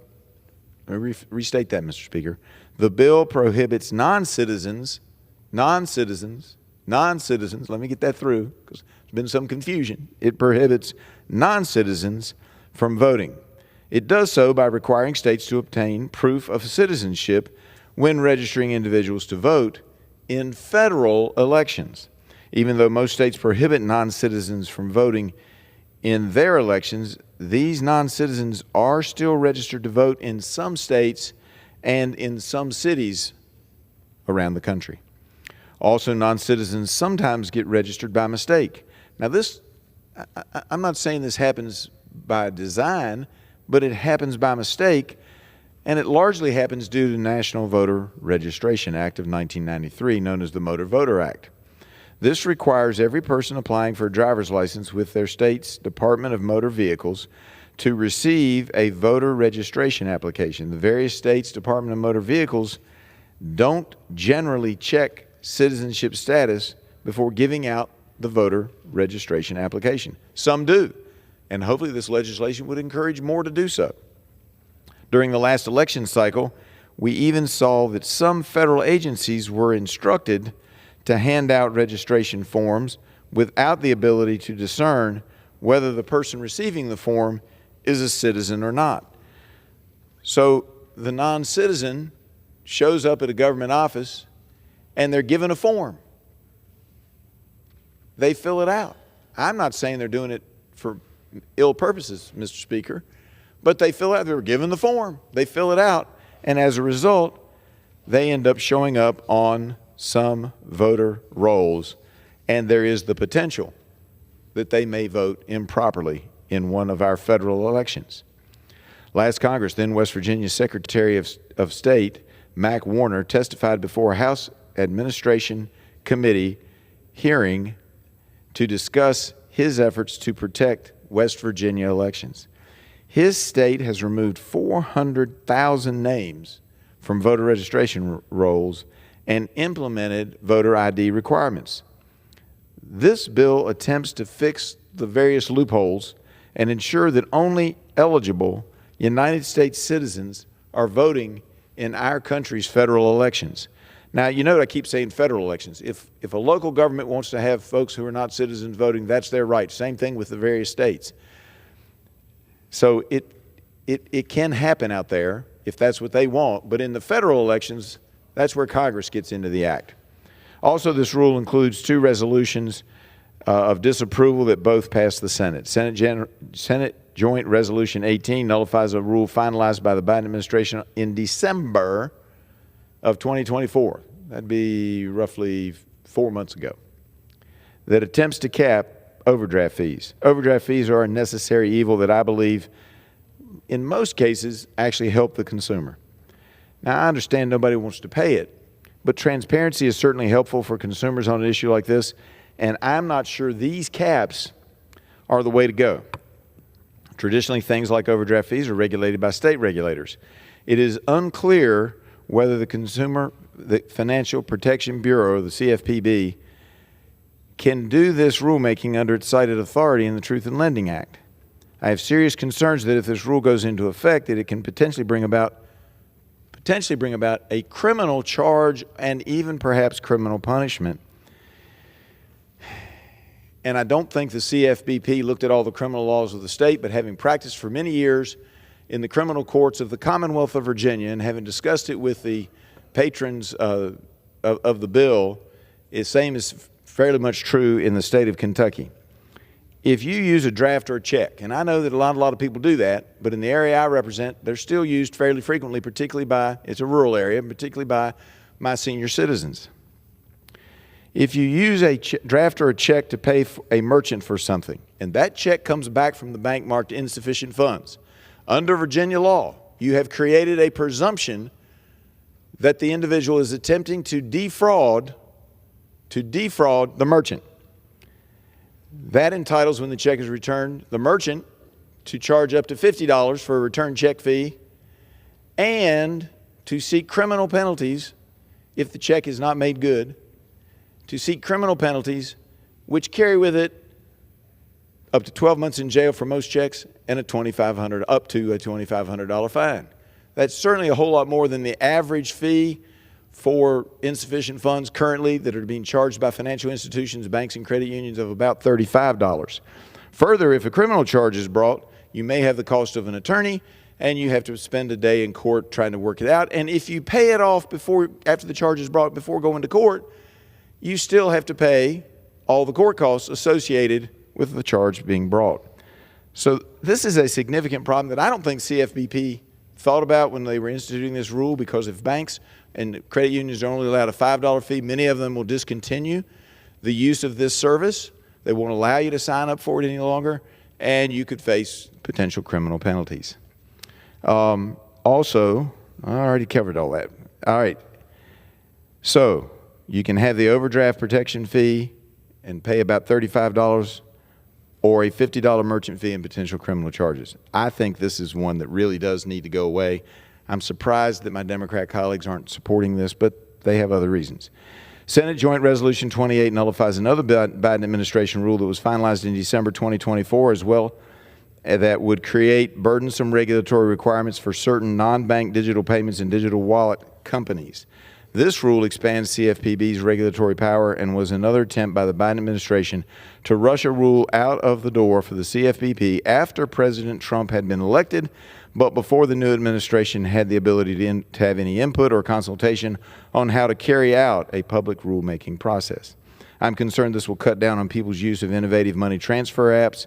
All four of these legislative items are steps in the right direction to cut down on red tape, ensure fair elections, and restore the balance of checks and balances in our country.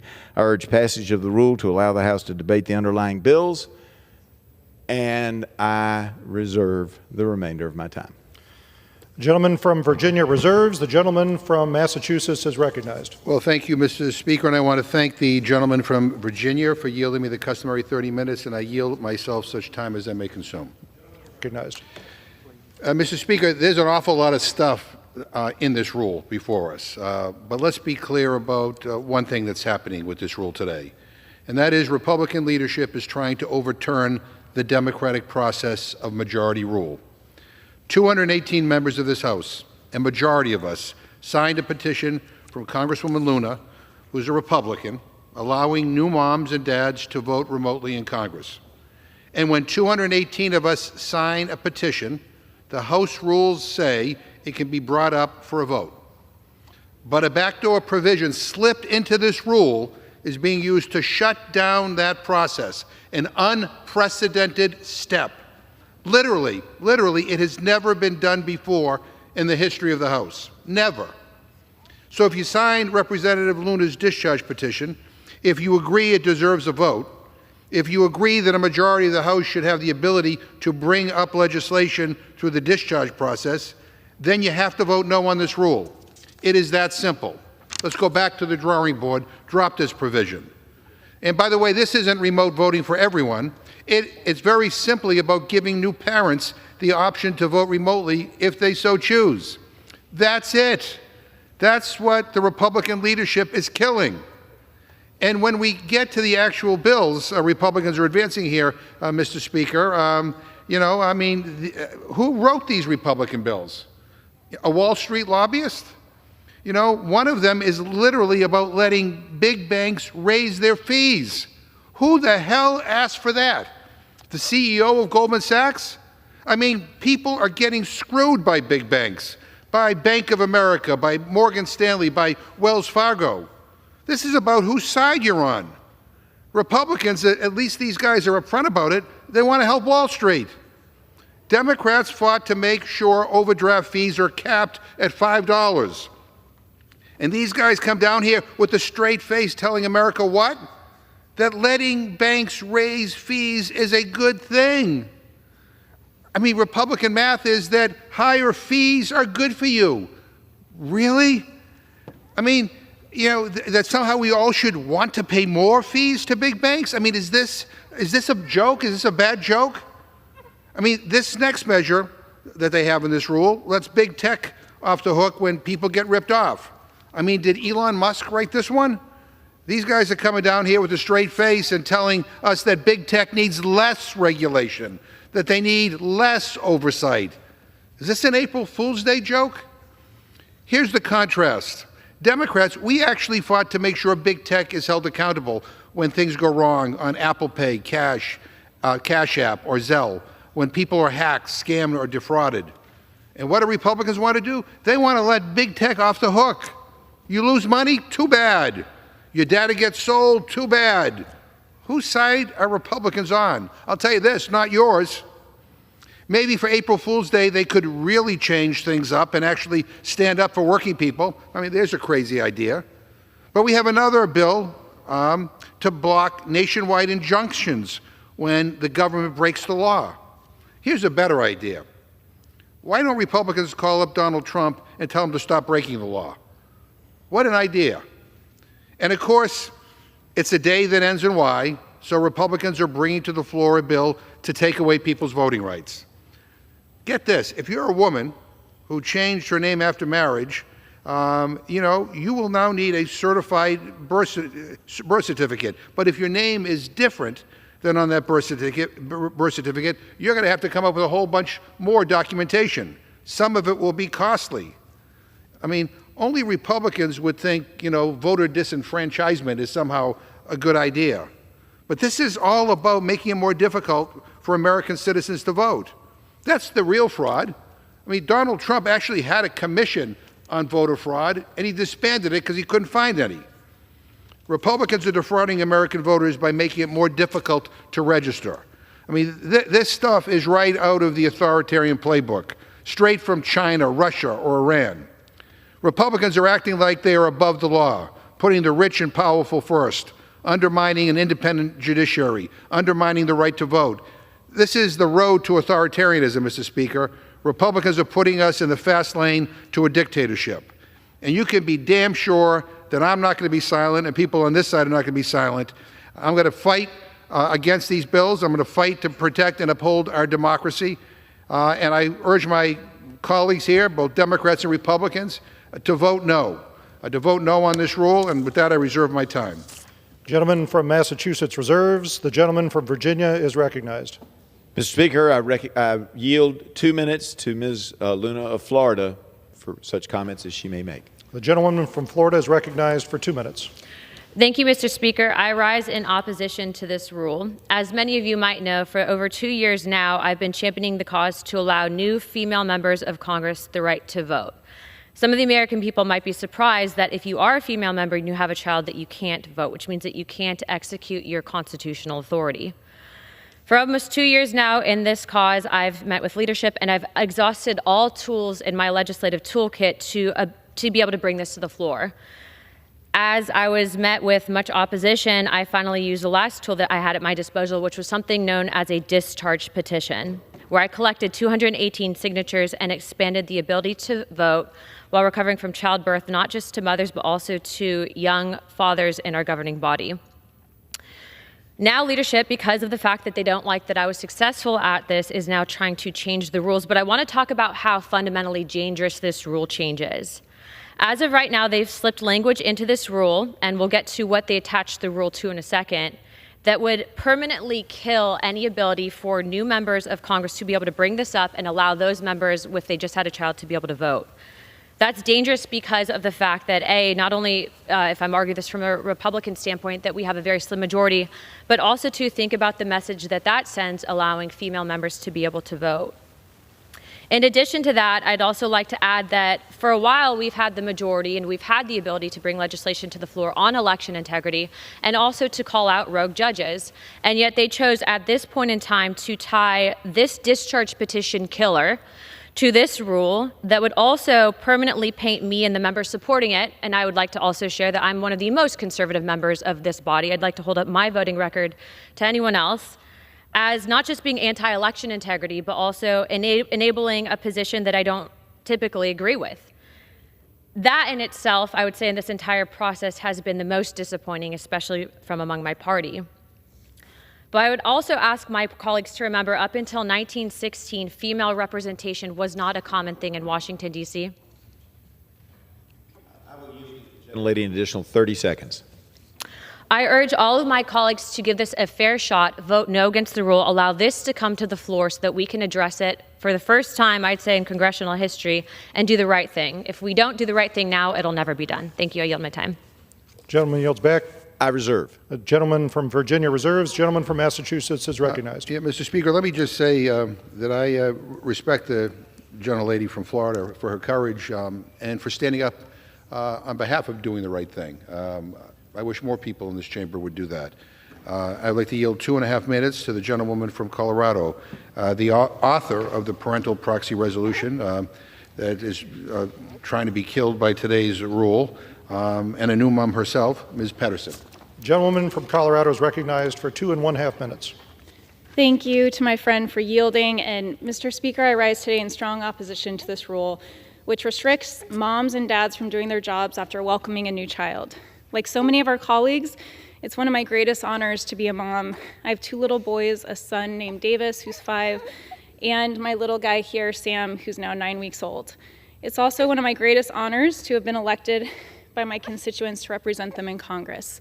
And I can tell you, after Being a mom here and being only the 13th member to have ever given birth while serving in Congress, voting member, I can tell you we have a long ways to go to make this place accessible for young families like mine.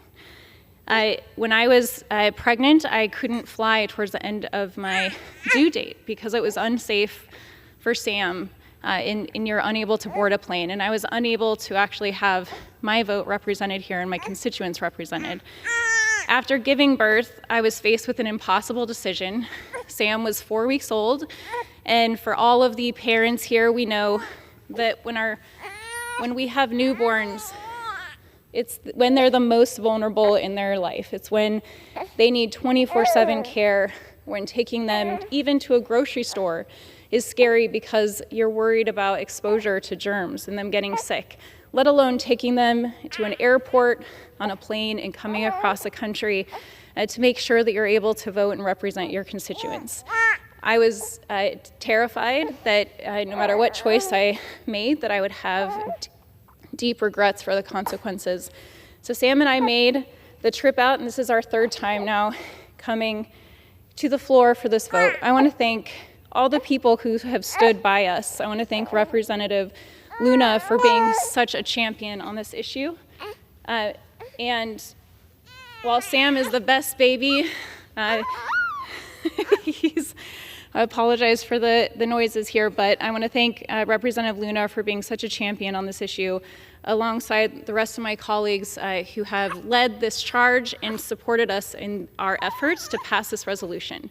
When I hear from members about their stories, whether they're a mom or a dad doing this job, having a newborn who's in the NICU and having to make the choice of whether or not to leave their child or come here to vote, it is unfathomable that in 2025 we have not modernized Congress to address these very unique challenges that members face, these life events where our voices should still be heard, our constituents should still be represented.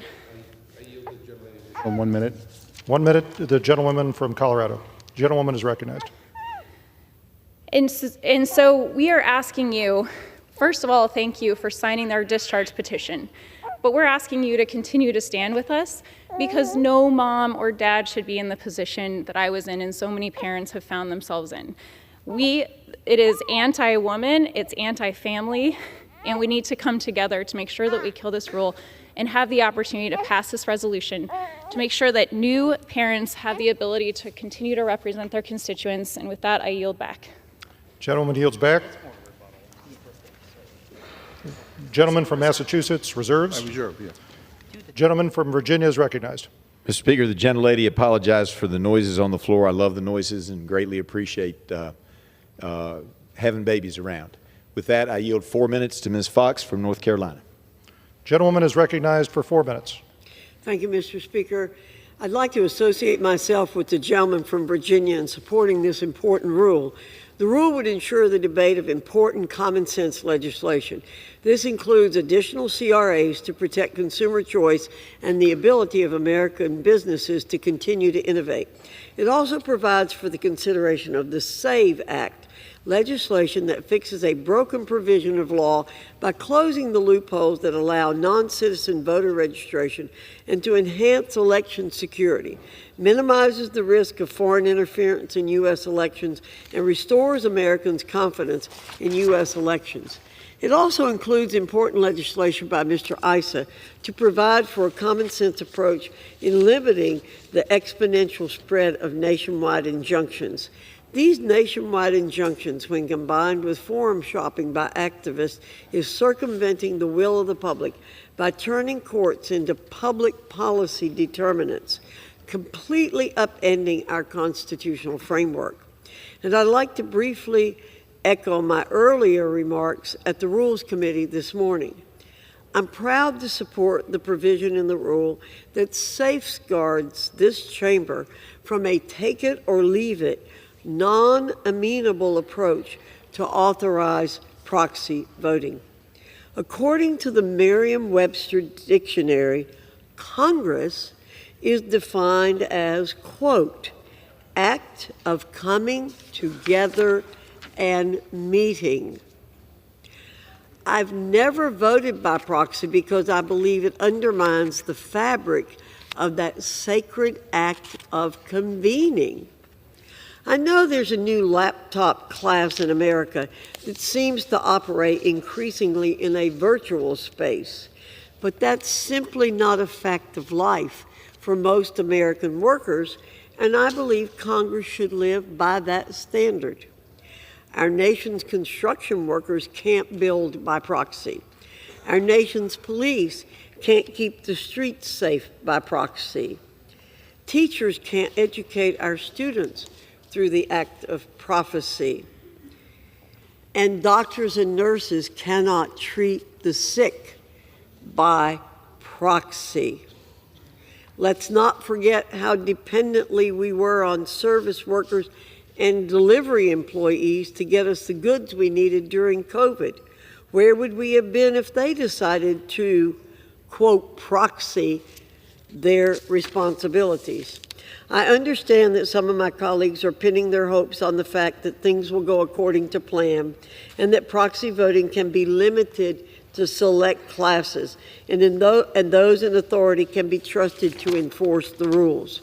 However, in the course of human events, things rarely ever go according to plan, and this isn't theoretical. The Democrats implemented proxy voting during COVID, and it was a disaster. We had one member who was submitting his proxy letter so he could moonlight a second job. We simply cannot throw this important decision to chance. It will take only slight reconfiguration of the deck chairs in this body to put Democrats back in charge and put us on a path to proxy voting without limitation.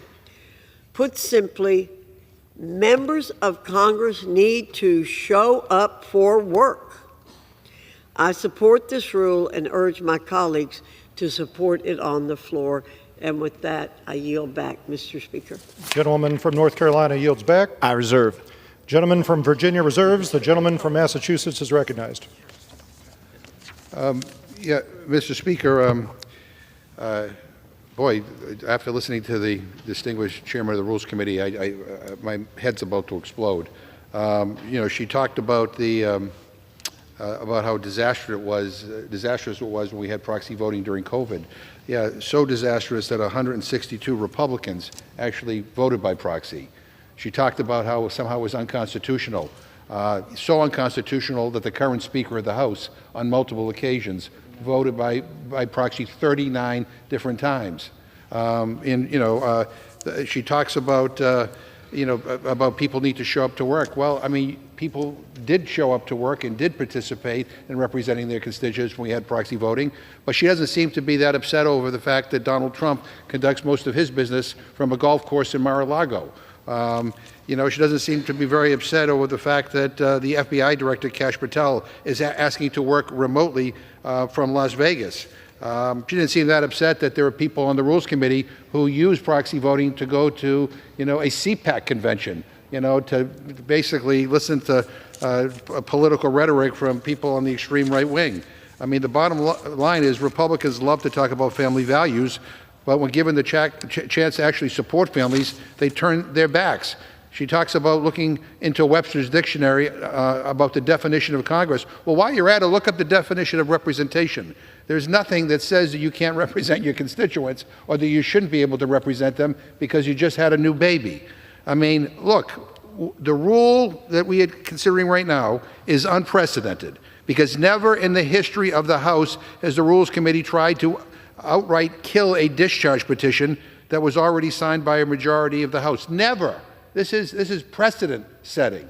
And let me be clear, discharge petitions are not a tool of the minority. That's true no matter how many times Republican leadership wants to say so.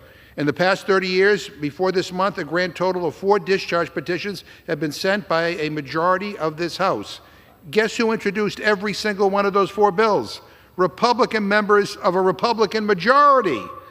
And how did a majority of Republicans vote on those bills? In support. This isn't some Democratic tool that we use to make the other side take tough votes. This is a vital tool that has allowed Republicans with common sense bipartisan ideas to actually bring them forward against the opposition of their leadership. And by the way, even if you think this is a tool of the minority, once you set this precedent, that's it. Republicans are a few seats away from losing control of this chamber. And you might see this debate a lot differently in hindsight. So if you want to protect your rights as members of Congress, you should vote no here. But you should especially vote no if you support the idea that new moms and dads should be allowed to vote remotely while taking care of a newborn. Members worked across the aisle to draft a compromise version of remote voting for new parents. A bipartisan majority of this House signed a petition to bring this to the floor. And Congressman Luna followed the rules that you set, the same rules that were in place when I was chair of this committee, the same basic rules that have been in place for 100 years. And a majority of this Congress supports the Luna-Pedersen rule to allow new parents to vote remotely because it is common sense and because this is 2025, not 1925. Members who stand with new parents and young families, members who recognize we live in a modern world and don't show up to work on a horse and buggy, members who believe in the democratic process, things like majority rule, what a radical idea, must defeat this anti-family, anti-democratic power grab of a resolution. So if you sign this discharge petition, you need to vote no on this rule. If you think it's important for individual members to have any ability to move common sense bipartisan ideas forward, you need to vote no on this rule. A no vote is the only vote that lets that happen. Congressman Luna convinced the majority in this House to support her idea. She deserves to get an up or down vote.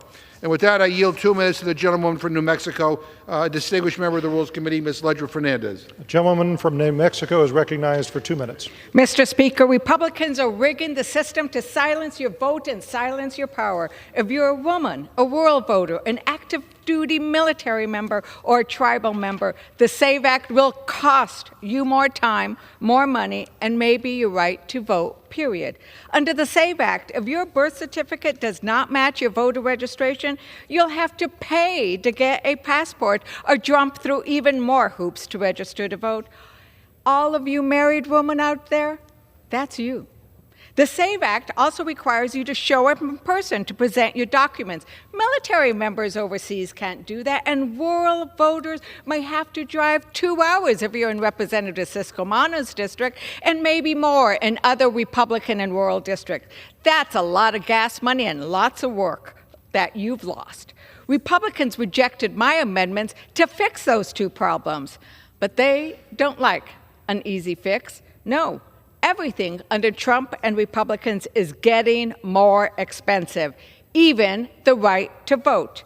This rule also blocks the House from voting on Representative Luna's bipartisan discharge petition signed by a majority of the House, including Republicans, to allow new parents to vote by proxy. Speaker Johnson voted by proxy 39 times, and he didn't have a newborn. Earlier this year, they let a Republican go on a Hollywood comedy show and vote by proxy, but they won't let a pregnant colleague who cannot safely travel vote by proxy. Republicans undermining family values yet again. I hope my Republican colleagues who signed the discharge petition continue to have the courage to vote against this rule. You should not be silenced. I yield back. Gentleman yields back. Gentleman from Massachusetts reserves. Gentleman from Virginia is recognized. Mr. Speaker, I rise for a parliamentary inquiry. Gentleman will state the inquiry. Mr. Speaker, are there any points of order that properly lie against this resolution we are currently debating?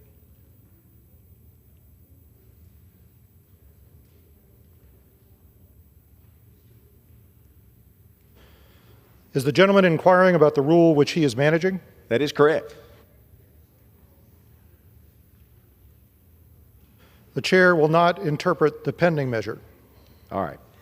I appreciate that. Thank you, Mr. Speaker.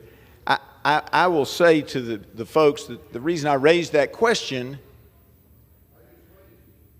no, it's fine. I got it. I raised that issue because what we have in this rule is really just a different form of the classic motion to lay on the table or to postpone indefinitely. Now, I understand that you have to go back to Jefferson's manual and old practices to figure that out, but that's in essence what this rule does in relationship to the resolutions that have been discussed being laid on the table and not being brought up. Let me talk about proxies for a minute, if I might. I have always been opposed to proxy voting. I would say to my colleagues, both on the other side of the aisle and my side of the aisle, that if I were to ever break that feeling that it's not the right way to run this body, this might be the one that would tempt me, but we can't. And even though we're looking now at a certain class that we're all sympathetic, moms and babies and new dads, there are already discussions underway for expanding that. Now that this has started to be discussed, there's all kinds of discussions around Capitol Hill about other things that should be granted the ability to proxy vote. And so I believe that if you agree with me, you shouldn't proxy vote. This is an appropriate technique under the rules of this House to allow us to, in essence, lay the issue of proxy voting on the table. And I've heard people say, well, these folks follow the rules, but this is also a component of the rules. And oftentimes, you have a clash of the rules. So I just say, let's quit making it sound like it's some kind of a nefarious thing. I don't agree with proxy voting. I didn't vote proxy voting when it was allowed. I didn't vote anybody else by proxy when it was allowed. I have always been opposed to it. I think it's bad for the republic. Long term, individuals may have differences of opinion, individuals may disagree, individuals may have circumstances that cry out to us that say, well, shouldn't we allow it in this case? But I think it's bad for the republic to go down that path. And just because others have done it, and they did it when it was legal or proper under the rules, and because some have had inappropriate behavior and done it when it wasn't supposed to be done, does not mean that we should change the ruling or the rules of this House to allow it. I was sitting here thinking, and we have all kinds of rules, rules of the road, etc. And just because not everybody stops at a stop sign or not everybody stops at a red light means that we should suddenly change the law and say you don't have to stop. And that is the circumstance that I think that we're in currently. And with that, I reserve. Gentleman from Virginia reserves. Gentleman from Massachusetts is recognized. Yeah, Mr. Speaker, I don't blame you for not being able to answer the gentleman from Virginia's question. I've been on the Rules Committee for a long time, and I quite frankly don't know what the hell he's talking about. None of us are saying that you can't change the rules here. We're just saying you shouldn't. And in the House of Representatives, I don't know, I thought the majority rules. I thought that was kind of an important standard that we all followed around here, but apparently not. Apparently, according to my Republicans who now are in charge, it's the minority that should rule. A minority of opinion who doesn't want to see things come to the floor can just block it and not even give people an opportunity to vote up or down. I think this is a very dangerous precedent, and I think you're going to regret that you are going down this road. And again, I hope that there are courageous people on the Republican side who will stand with Representative Luna and all of us and vote no on what you are doing right now. I now yield 1.5 minutes to the gentleman from California, Mr. Gomez. Gentleman from California is recognized for 1.5 minutes. Thank you, Mr. Chair. First, Speaker, I think Speaker Johnson doesn't get it. First, what he's trying to do regarding this rule is to kill a process that has been in place for a very, very long time and really undermine the majority will of this body. The American people want us to work together, and when we finally do, in a bipartisan way, the Speaker tries to use a procedural move to undo that. So I rise on behalf of the Dads Caucus in support of Representative Luna's, Representative Pedersen's proxy voting bill that will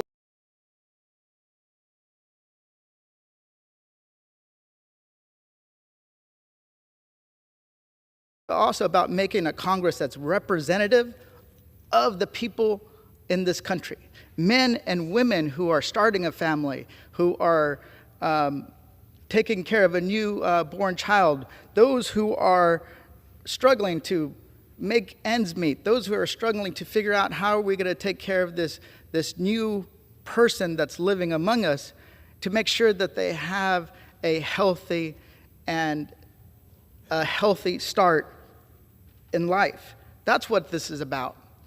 And when we make this body more representative, when we make it easier for people to serve, then all of a sudden we will make decisions that are more representative of our country. So we rise to ask for a rejection and a vote no on the rule, because this is about a democracy that truly represents working men and women and their kids. I reserve. Gentleman from Massachusetts reserves. Gentleman from Virginia is recognized. Mr. Speaker, I recognize my friend from Texas, Mr. Roy, for 4 minutes. Gentleman from Texas is recognized for 4 minutes. I thank my friend from Virginia. I would note for the American people that this week the Republican majority is bringing before the body 2 important measures. One, to ensure the integrity of our elections, to ensure that only American citizens can vote in American elections, a fairly common sense principle which enjoys 80% plus approval among the American people, that would straightforward ensure that non-citizens may not vote in our elections. It's that simple. The second measure we're bringing forward is a piece of legislation that we're actively debating right now in a committee that I'm co-chairing, the Judiciary Committee, and I will go back to that committee forthwith, in which we are having witnesses before the Judiciary Committee discussing the extent to which we have judges that are taking action unilaterally, what are called temporary restraining orders or injunctions, to thwart the efforts of the administration's actions in direct result of the election in November, to carry out the agenda for which the president was elected. Now, this is a bipartisan problem that has been something where you have judges that will act unilaterally as a single district judge, and the question is, what do we do about it? We've had Democrats that have said we should change it. We have Republicans that said we should change it. Well, we're trying to change it. We're trying to say that a judge can take action on the parties before them, but nothing more, and then have that go up through another procedure, and then allow the of an appellate panel or a 3-judge panel or the Supreme Court fast tracks, they decide there should be an injunction, there can be. So let me put this in plain speak for the American people. We're putting measures on the floor to ensure that only American citizens vote in American elections, and to ensure that judges don't make the policy for America, that the elected leaders do, whether it's the executive branch president or the members of Congress, and that there would be a process to ensure that the Constitution, the laws of the land are being protected. That's what this majority body is putting forward. And we can listen all day long about what we're hearing today regarding proxy voting. The American people that I know and represent and talk to expect us to show up. Right now across this country, Americans are showing up to work. They're going in and they're doing their plumbing work. They're electricians showing up to work. They're builders. They're standing out in the sun. They're picking crops. They're working hard. They don't get to take a pass. They don't get to not show up. But we were elected to represent 750,000 Americans each. We are elected under the Constitution of the United States, and we are supposed to show up in Congress. It's what it means. We're supposed to be here. It's why the institution exists. It's why this floor exists. And there have been countless reasons why there would be cause for us to want to allow members to have some sort of flexibility. People who are sick, our friend Steve Scalise, who was shot. He was shot, and he didn't ask for some special dispensation. He fought cancer, is still fighting cancer, and as the majority leader is standing here on this floor every day doing the job. New dads. I'm a dad. My daughter, my son, they asked me to show up to things. I missed my son's 4-H presentation last week. I missed my daughter's 4-H this last week. I've missed countless family engagements. My wife carries the burden of making sure our family can function back home in Texas. But you know what? I signed up for the job. That's what I did. I signed up for the job. And when you let this happen, it will not just happen for mothers or fathers. It will be for everybody. And then we'll have proxy voting where you will have pressures brought to bear that will fundamentally change this institution. No, we should not allow this to occur. No, we shouldn't have discharge petition brought to the floor, which does violence to the Constitution, does violence to the body, and does it with no ability to amend it, because the way the rule was drafted, there would be no amendments, no ability to debate it. We should stand. I yield the gentleman an additional 30 seconds. I appreciate my friend from Virginia. What we are doing on the floor today is right and proper under our rules. It is to say that we should have a full-throated debate on something that would fundamentally change the people's house. Nothing more, nothing less. And we should do that. This is something that's been debatable. It was debated by the founders. It was debated by them and rejected. It was debated and rejected in the Articles of Confederation. It was debated and rejected in the Constitution. And now we are staring at the result of having set aside tradition and precedent by embracing proxy voting during COVID. Now it's being trying to be expanded beyond that. We should not do that. And with that, I will yield back. Gentleman from Virginia reserves. Gentleman from Massachusetts is recognized. Yeah, Mr. Speaker, I just say to the gentleman who just spoke, just because you yell doesn't make your vote count more. It certainly doesn't make you right. I mean, Donald Trump literally works from a golf course, and my friends on the other side of the aisle don't say anything about it. But God forbid a pregnant mother be able to have her baby in the safety of her home and her community, and she votes by proxy, and somehow the republic will fall. I mean, give me a break. I mean, what the hell is wrong with you people? This is ridiculous. This is ridiculous. And this is coming from a group of people over there, many of them who voted by proxy during COVID, some of them multiple times. So I don't have any patience for this. I now yield 2 minutes to the gentlewoman from Texas, Ms. Johnson. Gentleman from Texas is recognized for 2 minutes. I want to thank the gentleman for yielding. Mr. Speaker, I rise in opposition today of the Republicans' Voter Suppression Act. This bill is not about election integrity. This is not about ensuring that citizens have only citizens vote. This is about making it impossible for people and new voters to vote. You know, this has played out in Texas and other jurisdictions across the country, but in 2021, Texas has led the nation in voter suppression, rejecting nearly 13% of mail-in ballots. 13% of ballots casted by rightful citizens of this country, people who are being disenfranchised for exercising their right to vote. And the Republicans are really using this patriotic chest-beating moment of voting in an attempt to make it difficult for people of color, for seniors, for veterans, with persons with disabilities to be able to go and cast their vote. I filed 3 amendments to make this bill better that were all rejected by the Republicans, one of which would have made it possible to provide your documentation of citizenship through online means, to register online. We have millions of people in this country that cannot physically get to a polling place. We have men and women in our service branches who are stationed abroad who cannot physically get back to their polling place, to their jurisdiction, to register to vote. And we're basically telling these citizens of this country, your vote doesn't count. We don't care if you can vote. We don't care how hard it is. We're going to make it impossible for you to vote. And Republicans categorically rejected that. Also, what about the accountability for making sure you don't screw up? You don't tell a citizen of this country, you don't get to vote. Where's a right to cure? I filed an amendment that would have said if you were wrongfully denied the right to vote, you have 24 hours to get a hearing, to have a judge take a look at it so that you can prove that, hey, this election clerk got it wrong. I'm an American citizen, and I deserve to be able to cast my ballot. Republicans categorically rejected that. It's an atrocity on the American public, and it's an atrocity for citizens who are trying to duly cast their right to vote. Thank you, and I yield back. Gentleman yields back. Gentleman from Massachusetts reserves. Gentleman from Virginia is recognized. Mr. Speaker, may I inquire as to how much time each side still possesses?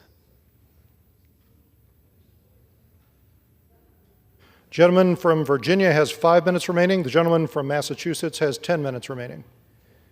Thank you, Mr. Speaker. I reserve. Gentleman from Virginia reserves. Gentleman from Massachusetts is recognized. Mr. Speaker, if we defeat the previous question, I will offer an amendment to the rule to make in order Representative Dexter's amendment to the SAVE Act, which prevents the bill from taking effect within a state unless that state certifies that the implementation of the bill would not lead to disenfranchisement of eligible married women voters. I ask unanimous consent to insert the text of my amendment into the record along with any extraneous material immediately prior to the vote on the previous question.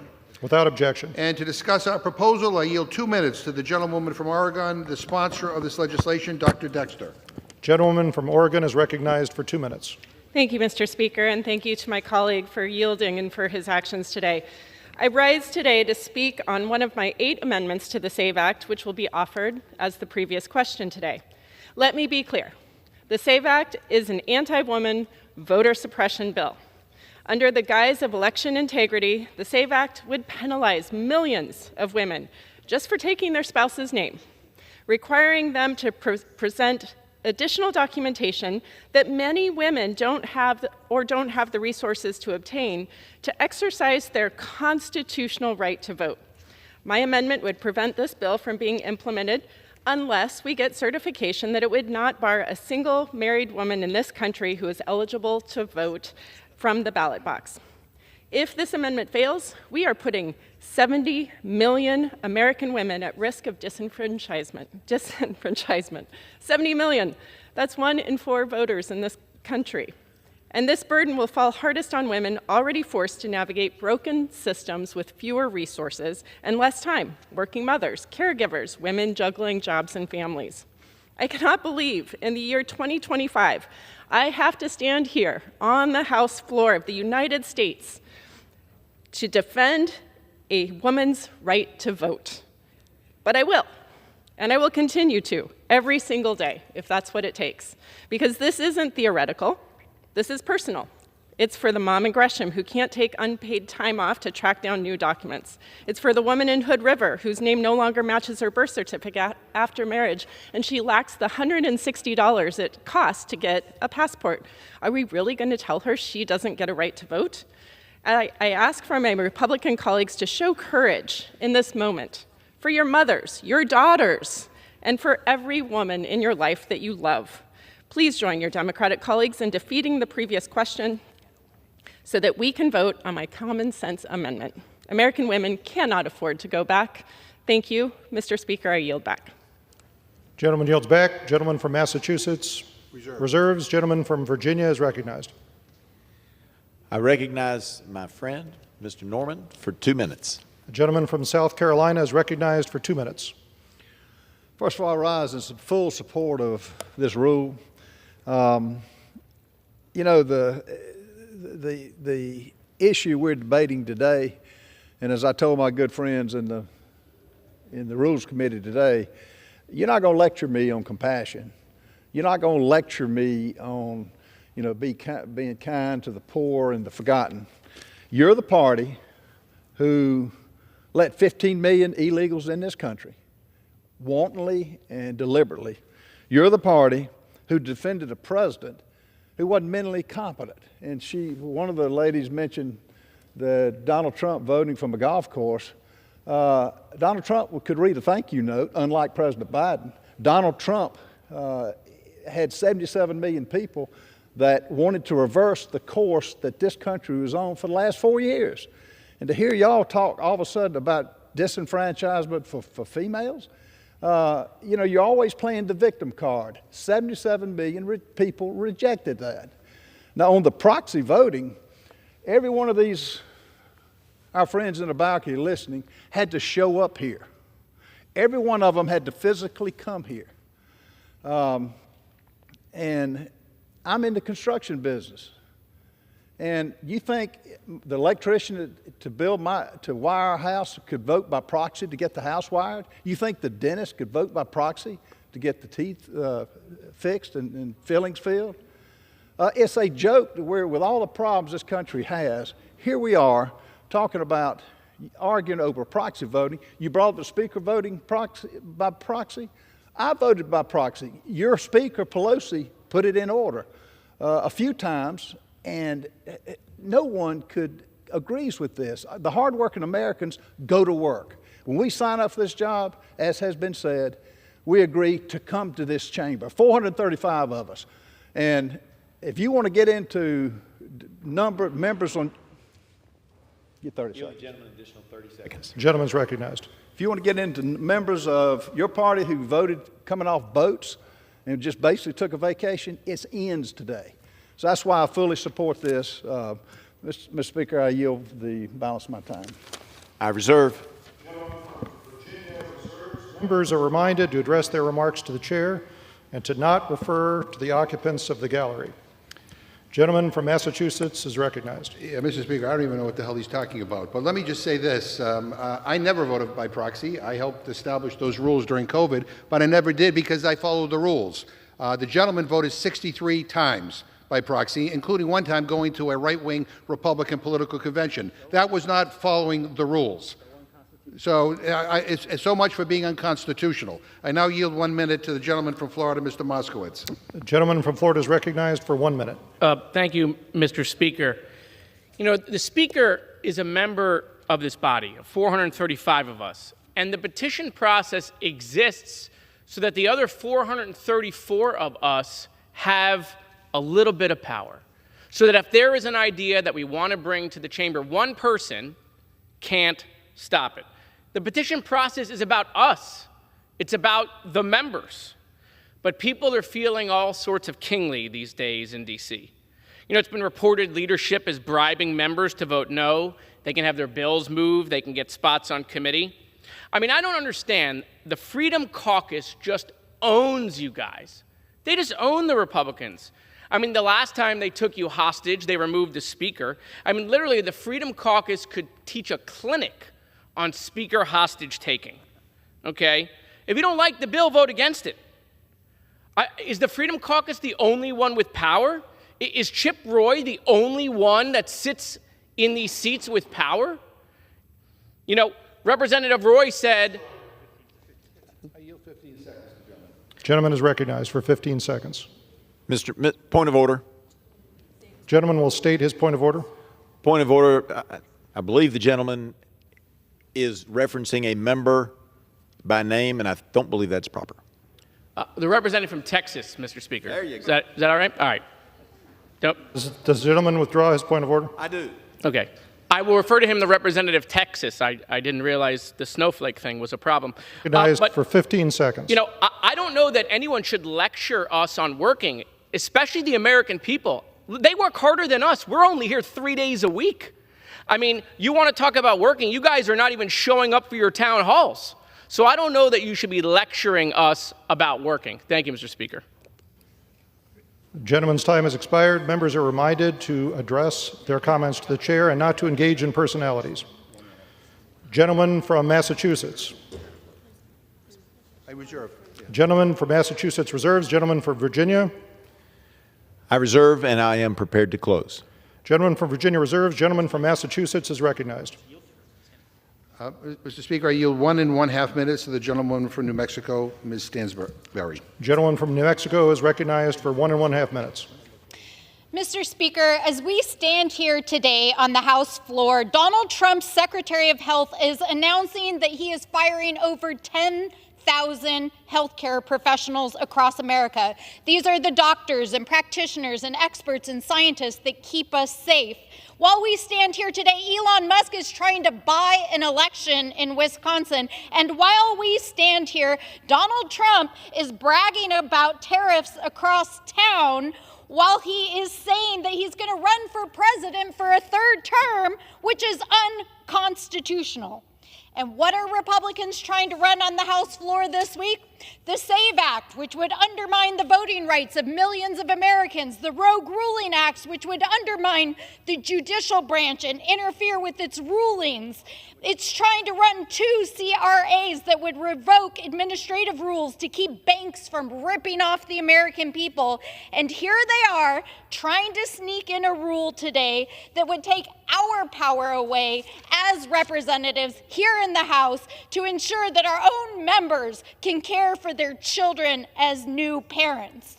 This is what abuse of power looks like: attacking the judiciary, attacking our elections, and attacking our democratic institutions. And we will not stand for it, because American democracy is on the line. And so I ask my colleagues on both sides of the aisle, stand up, have a backbone, do what is right, and vote no. I yield back. Gentleman yields back. Gentleman from Massachusetts reserves. Gentleman from Virginia is recognized. I reserve, and I'm prepared to close. Gentleman from Virginia reserves. Gentleman from Massachusetts May I is inquire how recognized. much time I have left, Mr. Speaker? The gentleman from Massachusetts has 4 1/4 minutes remaining. I yield myself the remaining time, Mr. Speaker. Recognized. Mr. Speaker, let us not kid ourselves. This isn't just about overdraft fees or mobile apps or voter registration requirements. This is about one political party, the Republican Party, which has made a deliberate choice to side with the rich and powerful over the people who they were elected to serve. Time and time again, Republicans have shown us exactly who they are. They're not interested in lifting up working families. They're interested in protecting greedy corporations. They're not interested in or worried about making life easier for everyday people. They're worried about making life easier for the rich and the powerful. The Republican vision for America is one where the rules don't apply to those at the top and the rest of us are left to fend for ourselves. That's very different from the Democratic vision for America, because Democrats believe real freedom means economic security. We believe opportunity means being able to pay your bills without being gouged by big bank overdraft fees. We believe consumers should be protected from fraud. We believe that working people should come first, not Wall Street, not Silicon Valley, not MAGA billionaires who think democracy is optional. And we believe that this Congress ought to embrace the 21st century. Republicans are using this vote to block Representative Luna from offering her resolution to allow new moms and dads to vote by proxy in this Congress. This is a huge change to centuries of precedent. They are taking power away from a majority of members of the House by blocking a bipartisan resolution. Let me be crystal clear. A minority of this chamber is upending what a majority in both parties wants. And I get it. Some of you are obsessed with copying authoritarian regimes. But guess what? We're not in a dictatorship. And Republicans and Democrats should reject this cowardly change. You look at the American people are watching. They quite frankly don't understand the rationale that my Republican colleagues put forward about why new mothers and new fathers have to be here in person. And they're making comparisons to, doctors who are operating on patients. Well, I mean, we're casting votes. We're casting votes. And Representative Pedersen should be able to represent her constituents, having just given birth to a new baby, from her district, in the safety of her community and in her home. What the hell is the big deal? You think the world's coming to an end. And the people who are complaining the loudest are the ones who abused proxy voting when we had it during COVID. And by the way, newsflash everybody, there's a member of the Republican Party who voted by proxy to do a comedy show on the West Coast just a few months ago. And they all know about it, and there's no accountability. There's no holding anybody to account for that basically voter fraud. And they're out here on the floor today complaining about new mothers and new fathers being able to vote by proxy. This is absurd. This is absurd.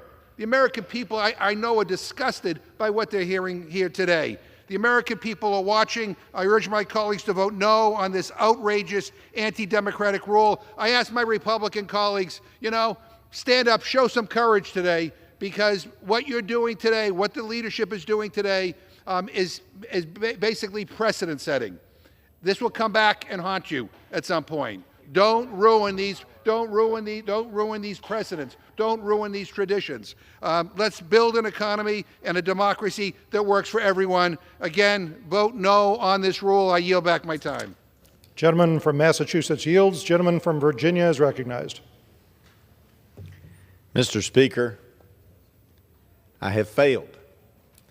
I thought I made it very clear that when I talk about overdraft fees, I'm talking about the little guy, because the CFPB's rule doesn't recognize the laws of the states that make it a crime, in some cases, to have an overdraft. It makes it so that the little guy is going to pay more. CFPB didn't take that into consideration, in my opinion. They didn't understand that. And yet my colleague on the other side just talks about how somehow Republicans are only looking out for the big businesses. No. This rule by the CFPB, that this rule sets up the debate for overturning is to help the little guy not face up to $150 to $750, and that's in Virginia. I don't know about other states, in charges if they have to deal with a criminal penalty. $50 from the merchant, and they're worrying about a $5 to a $35 fee, and yet they're not paying attention to the real harm. That said, we've heard lots of arguments on all the issues included in this rule, and so I think it's important that we pass it. I urge everyone to vote yes. And Mr. Speaker, I yield back the balance of my time and move the previous question on the resolution. Gentleman from Virginia yields. The question is on ordering the previous question on the resolution. Those in favor, so signify by saying aye. Those opposed, say no. In the opinion of the chair, the ayes have it. Mr. Speaker, For what purpose does the gentleman from Massachusetts seek recognition? I ask for the yeas and nays. The yeas and nays are requested. Those favoring a vote by the yeas and nays will rise. A sufficient number having risen, the yeas and nays are ordered. Members will record their votes by electronic device. Pursuant to Clause 9 of Rule 20, this 15-minute vote on ordering the previous question will be followed by 5-minute votes on adoption of the resolution if ordered, and the motion to suspend the rules and pass H.R. 1491. This is a 15-minute vote.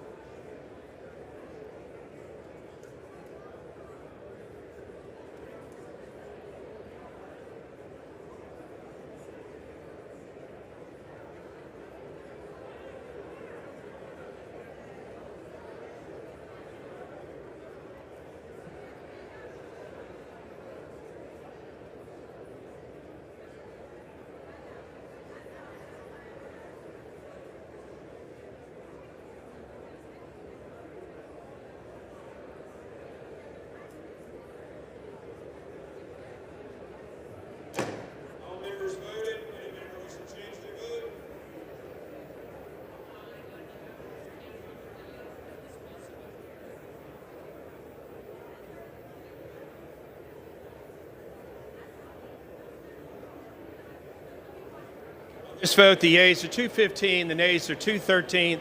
Previous question is not ordered. Is ordered. Gavel. Questions on the adoption resolution. Those in favor say aye. Those opposed say no.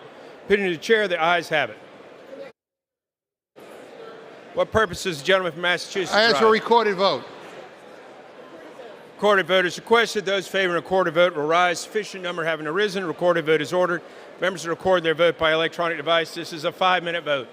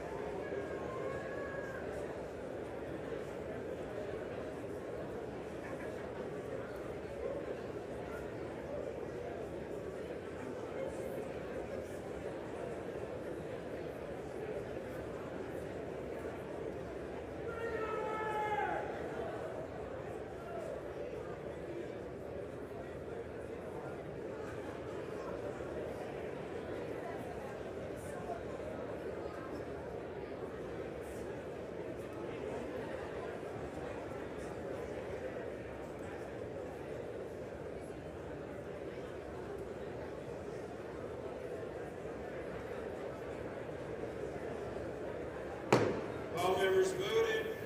Any member wish to change their vote?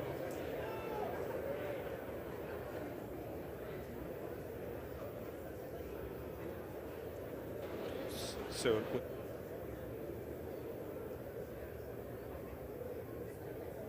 on this vote, the yeas are 206, the nays are 222. The resolution is not adopted. Without objection, motion to reconsider laid upon the table.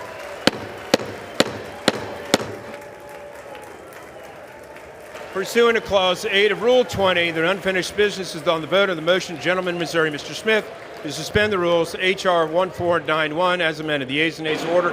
Clerk report the title. Union Calendar Number 30, H.R. 1491, a bill to amend the Internal Revenue Code of 1986 to make the postponement of certain deadlines by reason of disasters applicable to the limitation on credit or refund, and to take postponements into account for purposes of sending collection notices.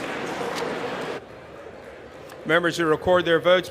Now, the question is, will the House suspend the rules, pass the bill as amended? Members will record their votes by electronic device. This is a 5-minute vote.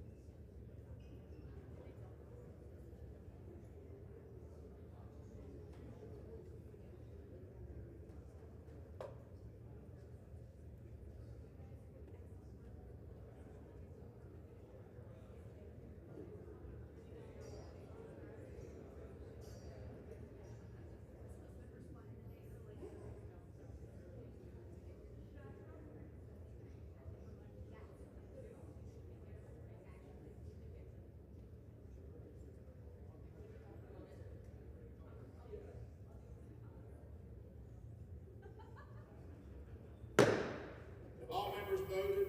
Does any member wish to change their vote?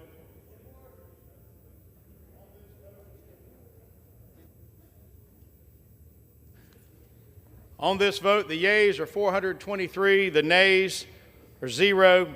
2/3 being in the affirmative, the rules are suspended. The bill is passed, and without objection, the motion to reconsider is laid on the table.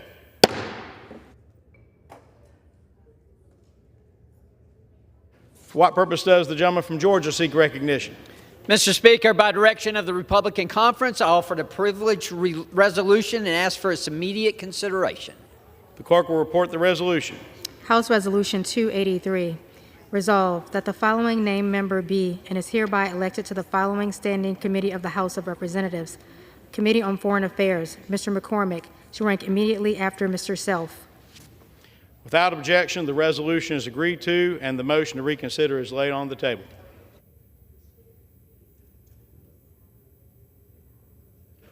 The chair lays before the House an enrolled resolution. Clerk will read.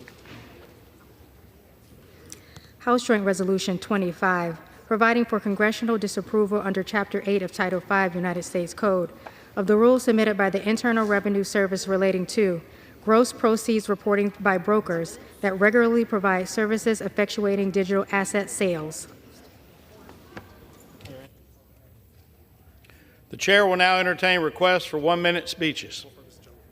For what purpose does the gentleman from Georgia seek recognition? Ask unanimous consent to address the House for 1 minute to revise and extend my remarks. Without objection, the gentleman is recognized for 1 minute. Mr. Speaker, I rise today to honor the life and the legacy of Lieutenant Malcolm A. Champagne, a World War II veteran and Purple Heart recipient who passed away in December.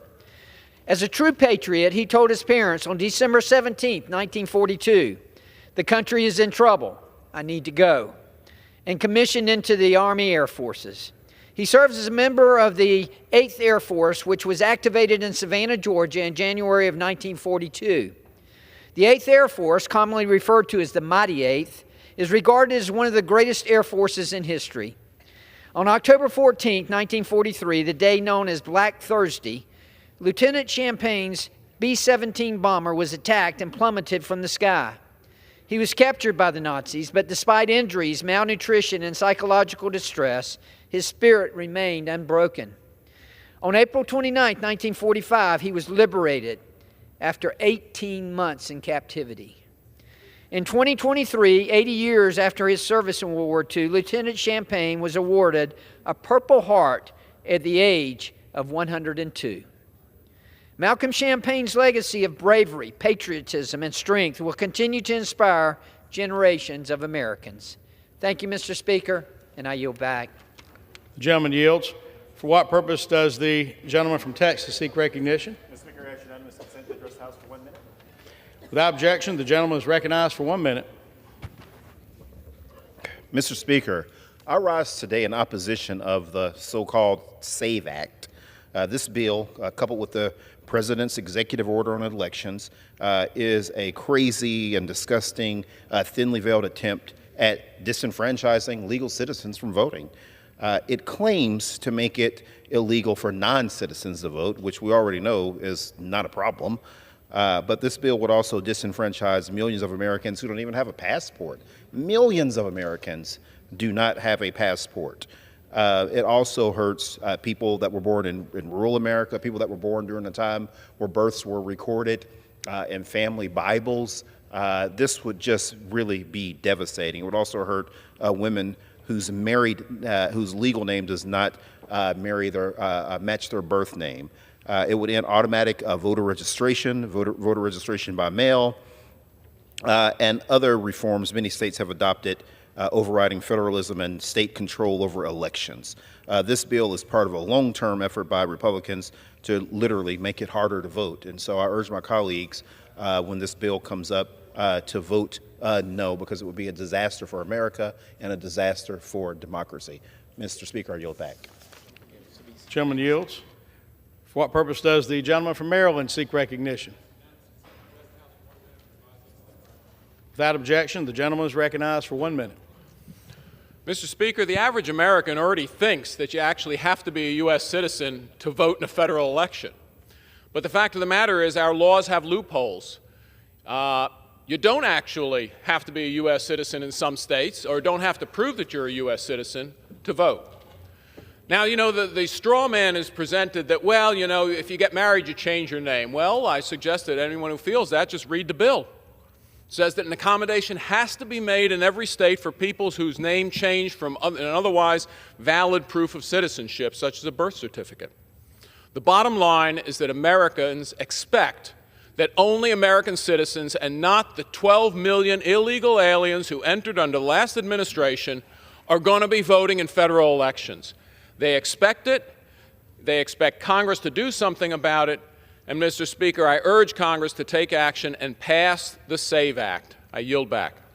The gentleman yields. For what purpose does the gentleman from Arizona seek recognition? Unanimous consent to address the House for 1 minute, revising my remarks. Without objection, the gentleman is recognized for 1 minute. Thank you, Mr. Chairman. Let me tell you something. In Arizona, we have two kinds of ballots. We're the only state. We're really unique this way, and it's a result of a federal case. You have state ballots which require you prove citizenship to vote on, but not so on federal ballots. That means for members of Congress, U.S. Senate, and for the President of the United States, you do not have to show citizenship. You don't have to show identification. The SAVE Act is required if we're going to have election integrity. I encourage my colleagues to vote for that. It'll make the federal law in Arizona correspond to the state law. That will help Arizona's election integrity. And I conclude my remarks and yield back. The gentleman yields. For what purpose does the gentlelady from Ohio seek recognition? Without objection, the gentlelady is recognized for 1 minute. Mr. Speaker, I rise today to highlight this administration's lies to the American people about Social Security.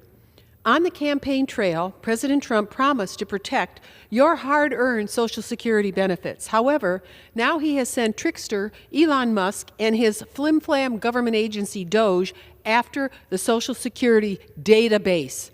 Michelle King was the Deputy Commissioner for Operations at the Social Security Administration for only 28 days before stepping down because she refused to grant the fraudsters at DOGE access to the Social Security database and all of the sensitive personal data it holds on everyday Americans. Bravo, Michelle. But the administration got rid of her and replaced her with Leland Dudek, a man who is already under investigation for sharing highly sensitive data with the DOGE team. While courts across our country step in to try and stop DOGE, its destabilization continues at an alarming rate. And I'm concerned Elon Musk wants to privatize Social Security, and he, through his new computer company that he just bought, is going to try to be paid by the government to manage those accounts. DOGE has created serious tech problems, gutted the staff, and overwhelmed call centers, creating much confusion in their wake. Pay attention, Social Security. Pay attention, Americans. You earn these benefits. Nobody has a right to them but you. Thank you, Mr. Speaker. I yield back. Pursuant to Clause 12A of Rule 1, the Chair declares the House in recess, subject to the call of the Chair.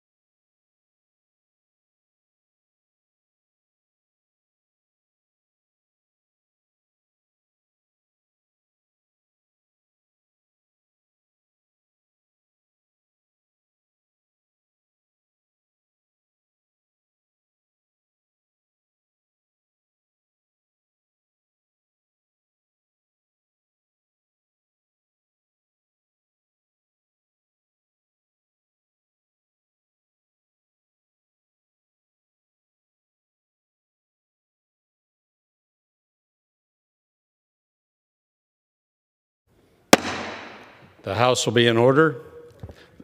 The chair lays before the House a communication. The Speaker's Rooms, Washington, D.C., April 1st, 2025. I hereby designate the period from Tuesday, April 1st, 2025 through Sunday, April 6, 2025 as a district work period under Clause 13 of Rule 1. Signed, Mike Johnson, Speaker of the House of Representatives. Pursuant to Clause 13 of Rule 1, the House stands adjourned until 6 p.m. tomorrow. Thank you, sir.